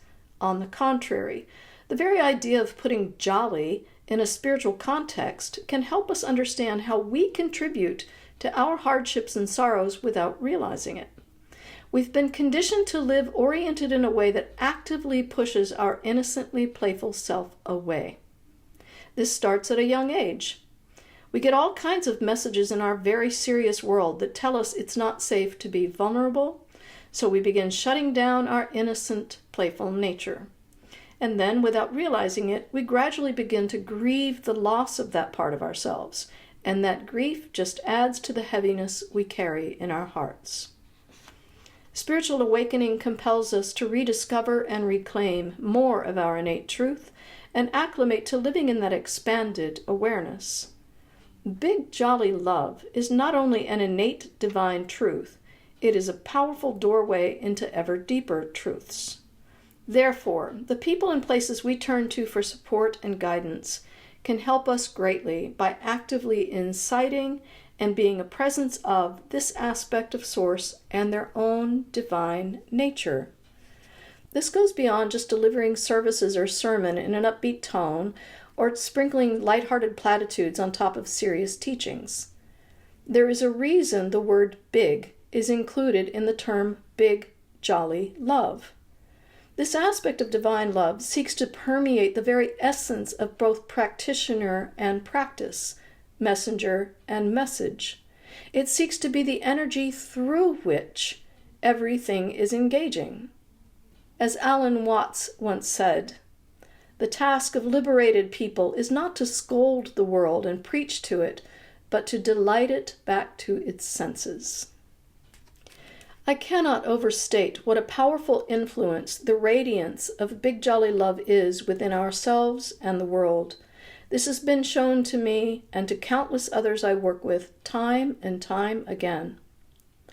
A few examples of how I have personally seen Big Jolly Love easily shift spiritual engagements and teachings include: first, I knew an elderly Catholic woman who grew tired of attending somber church-based funerals in which the vibe was more sadness than celebration. She also didn't think it was fair that the dead person missed out on hearing what people had to say about them. So she hired a Dixieland band and invited her friends, family, and priest to her wake while very much alive. She got to hear all the stories people would normally tell about her after she died, and she got to talk about all the things she loved about her life. She died a few years later, having ensured that her death was not a somber event. Another experience. While on a jam-packed speaking tour in South Texas, I was belatedly invited to give a talk at a spiritual center near several other locations at which I had engagements. The requested date was the only evening I had free, and I declined the offer because I knew I would not have the energy by that time to give another talk. But it happened that the date of the request was my birthday, so the inviting minister offered to host a party for me rather than ask me to speak. That was a much more fun idea and required no energy for me to be on, so I accepted. The party turned into a spirited, interactive evening of question and answer that was far more fun, personal, and impactful for the congregation than a talk would have been. Again and again, I have witnessed for myself and others that greetings in the divine realms are absolutely not always solemn. It's usually something more akin to high-fiving your neighbor on the bar stool next to you. Angels and masters are not wandering around divine realms, bowing and whispering namaste to each other. A divine greeting is a celebratory moment. It is love seeing love, which is a joyful occasion. Oh, hey, I know you. I honor you, beautiful divine being. When we intend to meet and see others authentically in their light, a joy springs forth from us naturally, and the other person can feel that resonance in their soul. Most of my own work now happens in a collaboration with a collective of divine beings called Consensus, whose numbers are so large they fill a stadium. They often bring people I work with into the stadium with them because, without any effort, the very idea of a stadium can evoke feelings of high energy, of togetherness, cheering, and joy. They regularly illuminate serious understandings in lighthearted ways in this setting, and they like to say that they're wise cheerleaders. But they also use this spacious container to compassionately hold the pain of others while illuminating higher perspectives and healing. So not only do they teach through big jolly love, their environment itself is that energy. This is not to say that they don't offer teachings in serious ways. They do that regularly. It is to say that big jolly love is an intentional, obvious part of what they are, and often it is an aspect of them that most easily facilitates divine healing and understanding. Many people who work with me are able to relax their mind enough to come into direct relationship with their higher self and divine entities, and it's very common for them to have healing wisdom rise up from within themselves in surprisingly simple and lighthearted ways. I'm not guiding them with any subliminal lighthearted imagery or ideas in this process. It just happens naturally. The clients are frequently reminded from within about the importance of and the healing power of letting life and love feel more playful. And this divine guidance always comes through in ways they cannot anticipate. And just a few examples. A woman who had an oppressive Christian upbringing grew to resent Jesus, and as an adult, she immersed herself solely in Eastern religious studies and practices.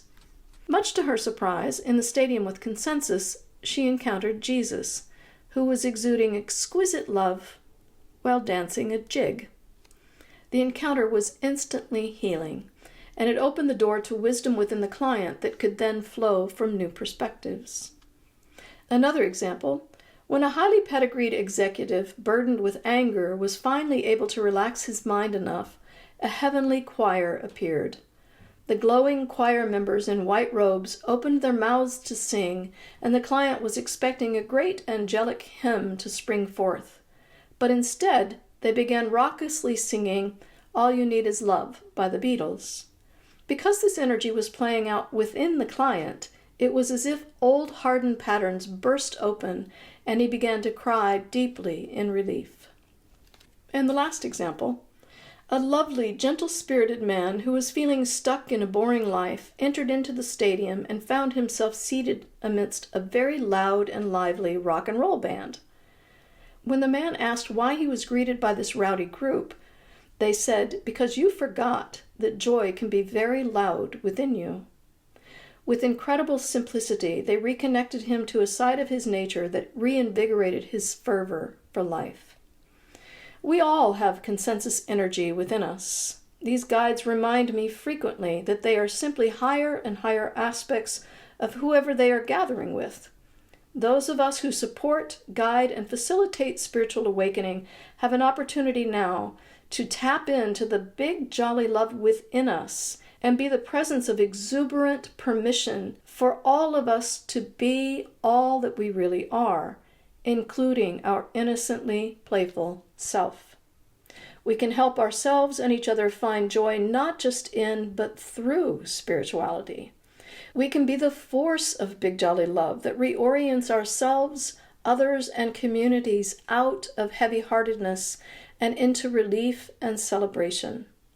This is the new orientation that allows us far greater ease of being in the world and allows the world itself to be more at ease. Tips for practitioners serving awakening individuals. In the early years of my awakening, I saw more than 40 therapists, doctors, energy workers, and healers of varying types all around the world as I was trying to get help with the myriad transformative events I kept having. While the majority of these practitioners had some measure of bias or judgment that clouded their ability to help me, the main challenge for all of them was a lack of understanding, training, and resources necessary to work with someone like me. I still see this today in people who are confused or frustrated after seeking help from practitioners who are inexperienced in managing spiritual awakening challenges or who were biased or working from ego. Fortunately, there are many new types of support modalities emerging now, and a growing number of resources available to help practitioners who offer these services. These emerging resources can help us hone our skills, increase our understanding of the people we serve, and work from higher states of connection and guidance. This book is a resource specifically for the latter 2 points. In addition to the wonderful variety of courses and books available to help expand understanding and hone skills in specific types of counseling, energy work, mediumship, and other modalities, these tips can supplement that support and strengthen offerings. First, be aware of the range of things that awakening individuals are dealing with. Throughout this book, you can see there are many diverse factors at play for someone integrating a spiritually transformative experience or managing their way through transitional stages of awakening. Understanding the signs and range of challenges can help you ask insightful questions to glean where someone is in their journey and to understand where they see themselves.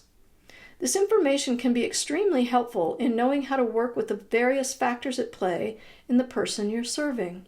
This material can also help you realize the same signs and range of challenges you may be facing yourself. Next, people are waking up in leaps and bounds, and their needs can change just as much. If you see clients on a regular basis, allow space for them to be in a different state than you expect each time. The same goes for yourself. You may in fact be able to offer your service more deeply or powerful than you expect. So allow space for rapid evolution in clients and yourself. Next, honor your unique, innate gifts. Some people aim for a laundry list of certifications in various techniques and modalities. And there's nothing wrong with this, but remember that you have more to offer than just someone else's script or someone else's methods.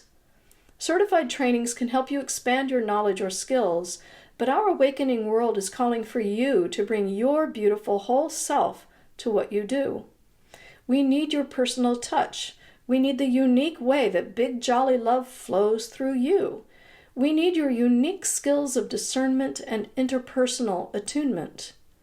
Tap into the divine you that is providing the service, not just the you whose trainings have been validated by others. Next, set clear boundaries of what you can offer and what is not in your intended scope of service. Awakening individuals will come to you for a multitude of reasons, many of which they're not even able to articulate. By being clear about what you do or do not offer, You help clients know what they can come to you for and what your boundaries are in case they come with other expectations. For example, I state outright on the consultations page of my website that I do not connect people with their loved ones who have passed, because this is something many people are looking for. This connection does, in fact, happen in rare occasions in my consultations, but it is always a surprise and not by my intention. If I don't address this common expectation up front, I risk inciting hope in someone who is very likely grieving, and I'm very likely to deepen their grief if the connection for their loved one does not happen.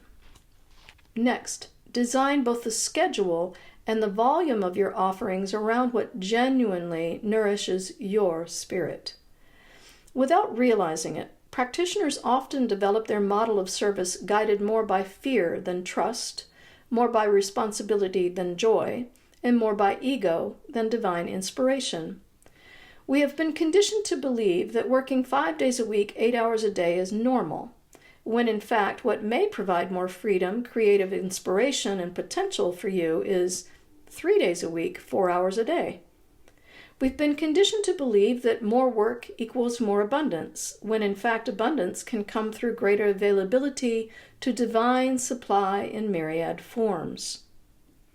We have been conditioned to be shy about assigning value to our time or our service, when in fact the value of our time and service is the very thing divinely taking care of us.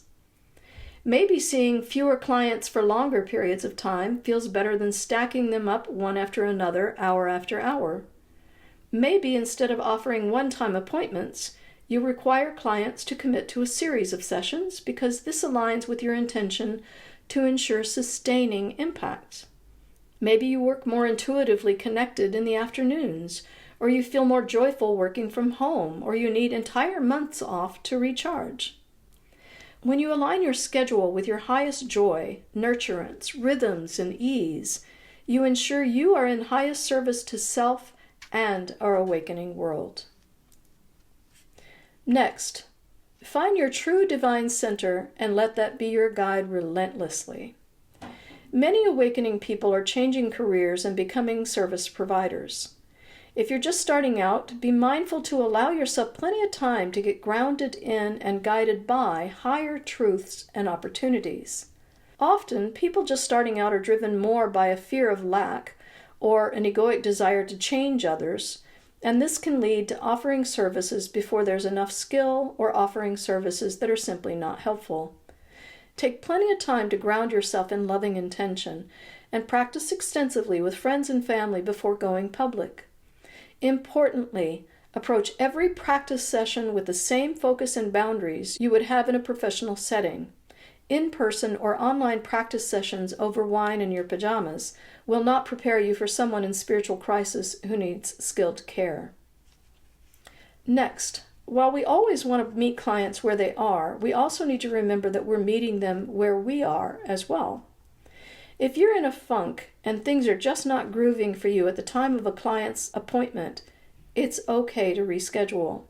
The funky feeling may be an important signal that the timing is not right for you or for the client. Be honest with yourself and the client and trust that better timing will be available when it is in the highest interest of all involved.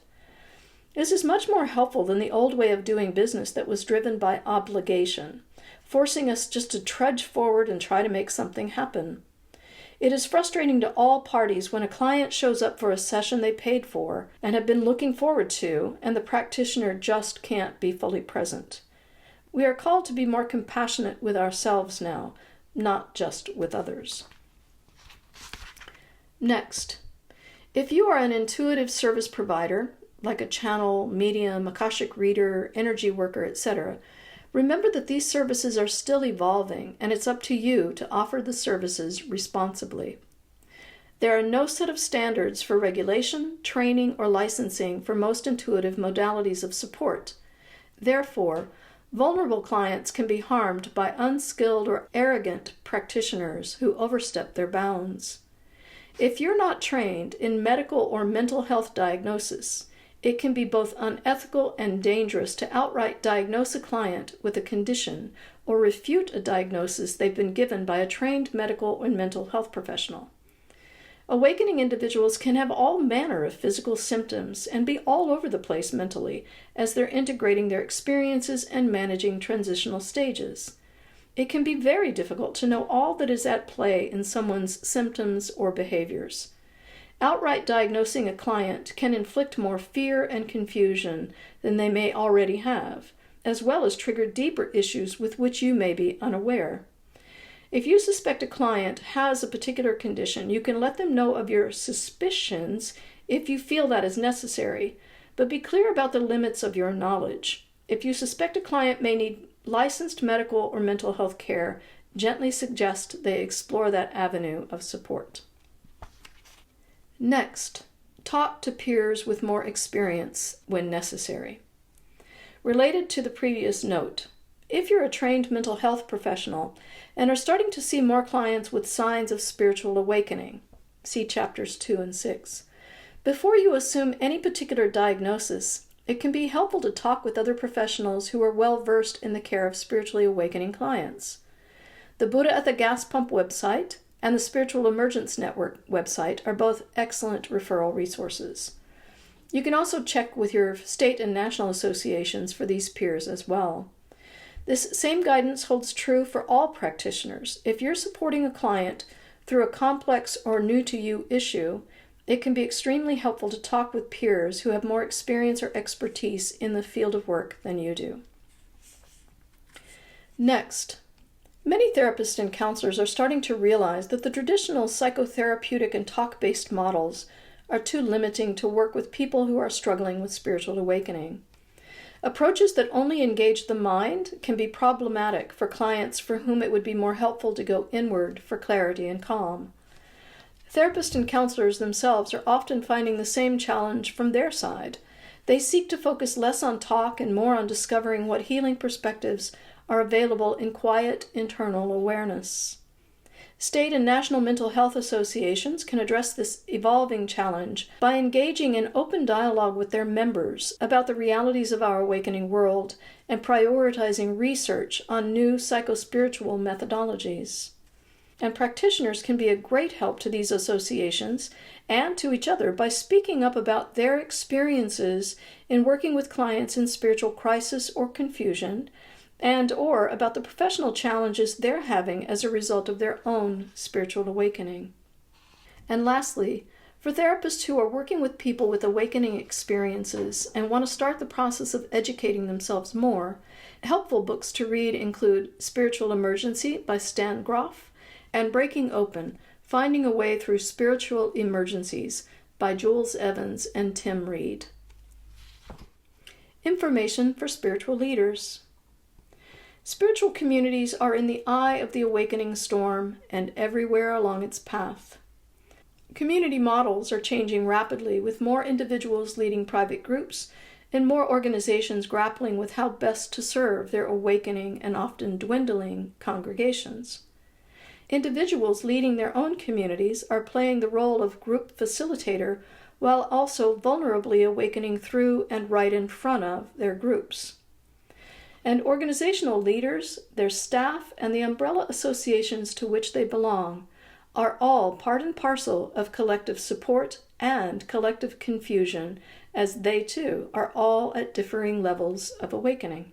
Traditional models of spiritual fellowship, support, and guidance are notwithstanding the expansion of consciousness and divine connection that spiritual awakening is compelling. Even in the countless progressive spiritual centers I've visited in my speaking tours, I heard from so many leaders who were deeply frustrated by limitations they were forced to operate within because of outdated organizational boundaries and ideologies.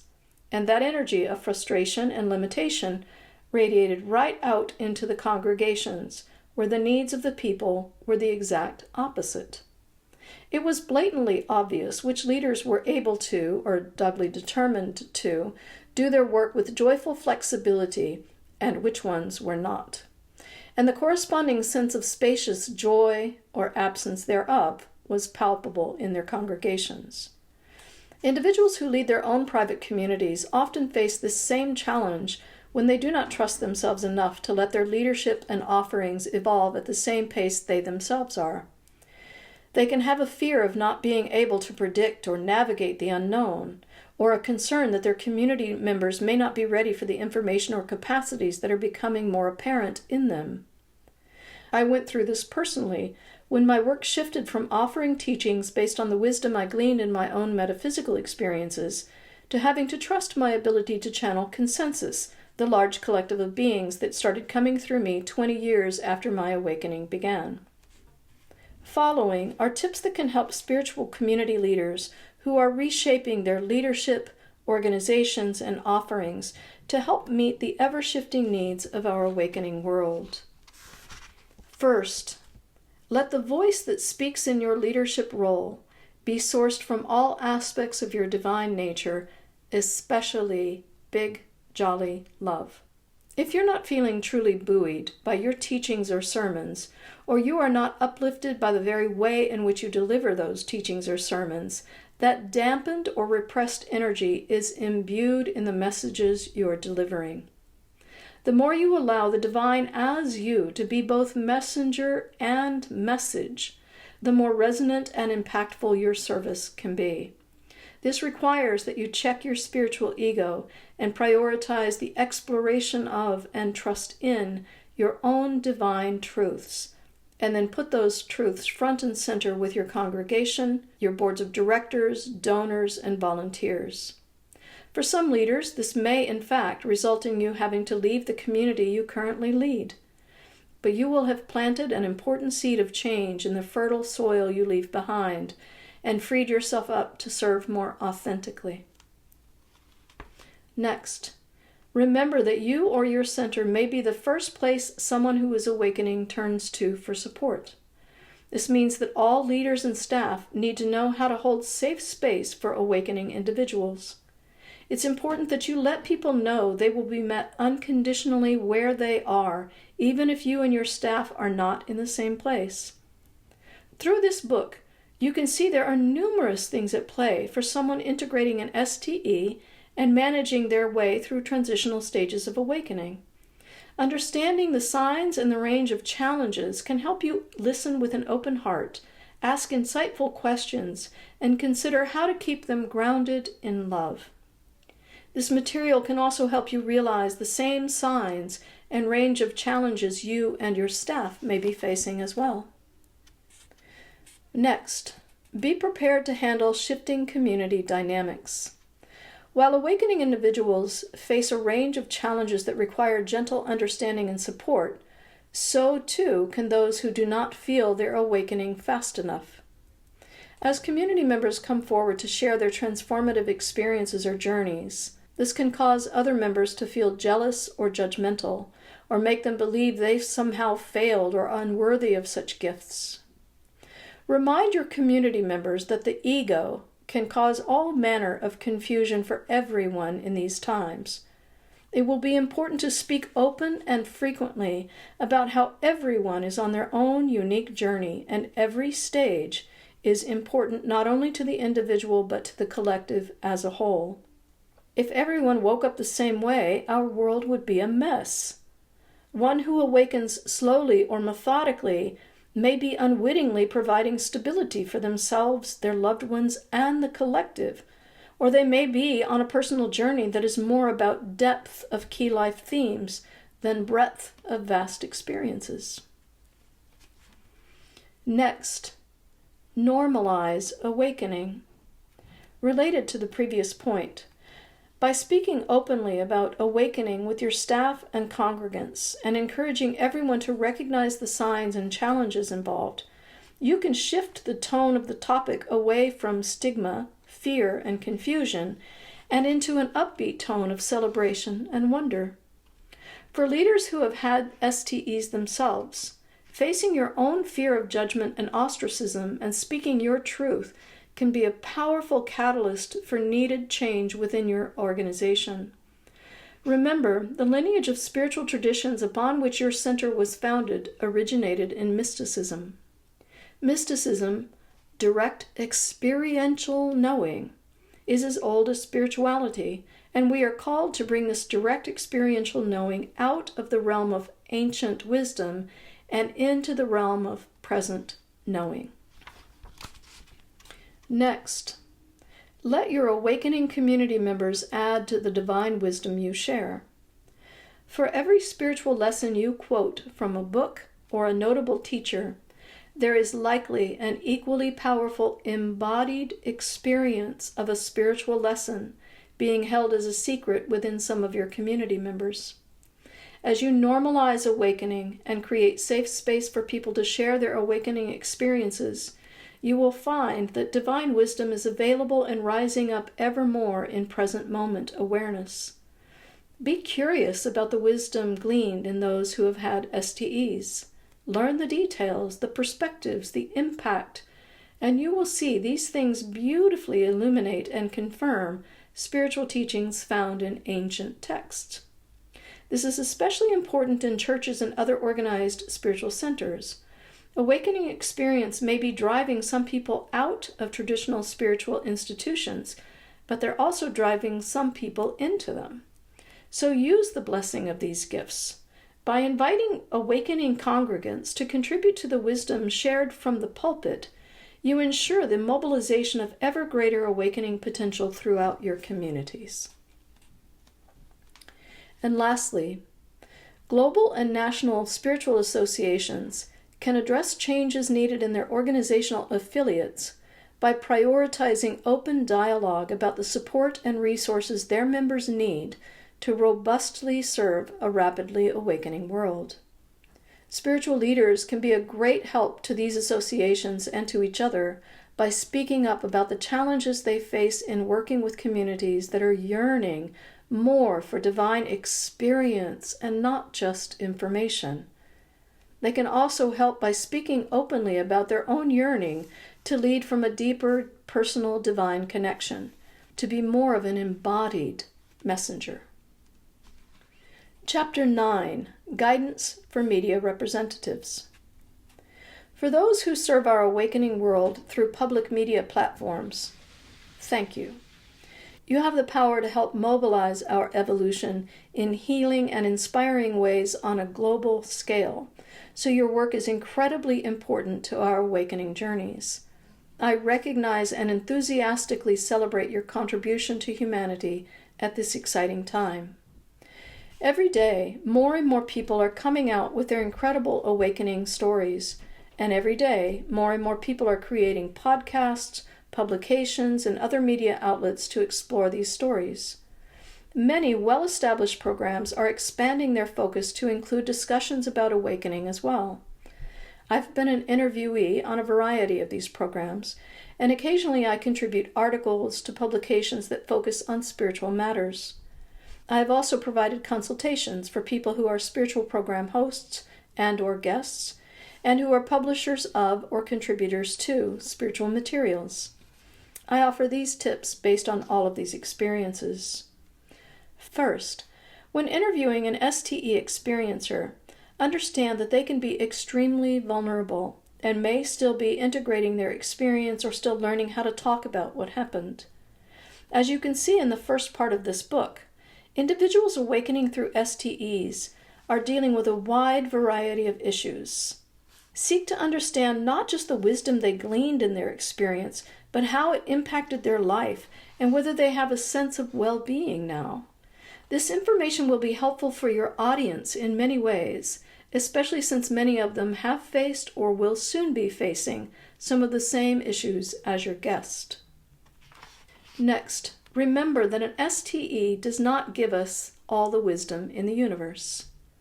Experiencers are not able to honestly answer from directly embodied experience questions that require perspectives beyond the scope of their STE. But as a guest, they may feel pressured to try. Ask questions that help you recognize the range of understandings your guests gleaned in their transformative event, and know that anything outside of that can either be uncomfortable for them or opening the door to ego-led discussions. The same holds true for questions aimed at philosophical or hypothetical debate. For example, asking, "How do you think the Egyptian pyramids were built?" to someone whose STE simply gave them a blissful blast of God's love may be fun, but it's not bringing out the true gifts of their personal experience. If you host a show that fosters suppositional discussion, let the interviewee know that ahead of time and invite them to feel free to say when they do not feel comfortable with that line of discourse. Next, an STE does not automatically give us the ability to write authoritatively about a broad range of spiritual subjects. Related to the previous point, an STE does not automatically make us experts on matters such as meditation or the rise of women behind the pulpit, but many experiencers may feel compelled to try because they feel honored to be asked. If you invite us to contribute articles, know what our areas of expertise are and the limited range of our experiences. Next, if you suspect a guest who is speaking about their STE is getting led off track by their ego, ask questions that can help the interviewee see that. This doesn't need to be done in a gotcha or accusing kind of way, but in a compassionate way of, how do you feel we can discern when...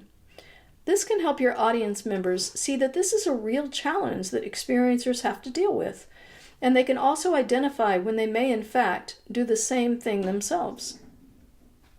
Next, know that those of us who have had STEs can tell when we are being used to promote someone else's agenda.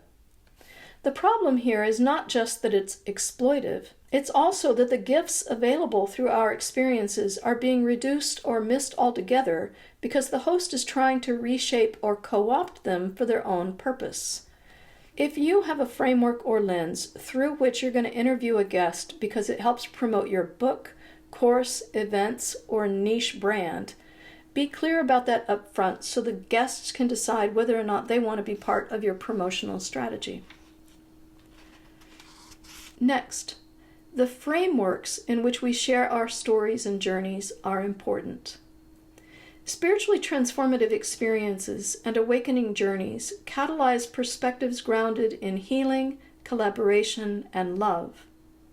If the frameworks within which we are asked to share our experiences are centered in conflict and comparison, we're not being met where we are. There's a difference between defensively asking someone who's experienced God's profound love how they think a loving God allows the pain of war, and asking the experiencer if or how they feel the wisdom revealed in their STE can potentially help heal the origins of war. Next, make our time together a collaboration. Most of us are not coming on your show or being profiled in your publication because we want to be famous. It's because something profound and powerful happened with us, and our experiences can help and inspire others who are awakening. Most of us do not go through media training or have public relations teams to package us up nice and neat for the public. We're everyday people who are often just flying by the seat of our pants.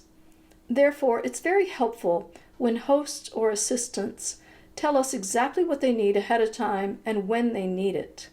Additionally, most of us are not experts in writing bios or taking headshots. So if you have tips that can help, or someone you can refer guests to help with such things, pass that information along. If you're particular about sound, lighting, and camera position, also let us know ahead of time how to address these issues. Lastly, remember that we are not simply guests who have an interesting story to share.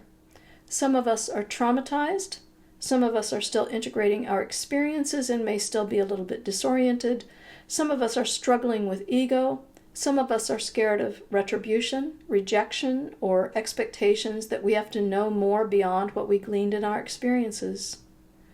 But no matter what issues we may come with, we all have something to convey that can affect others deeply. We all carry energy that can help mobilize our awakening world. So we want to share our experiences carefully, respectfully, and truthfully.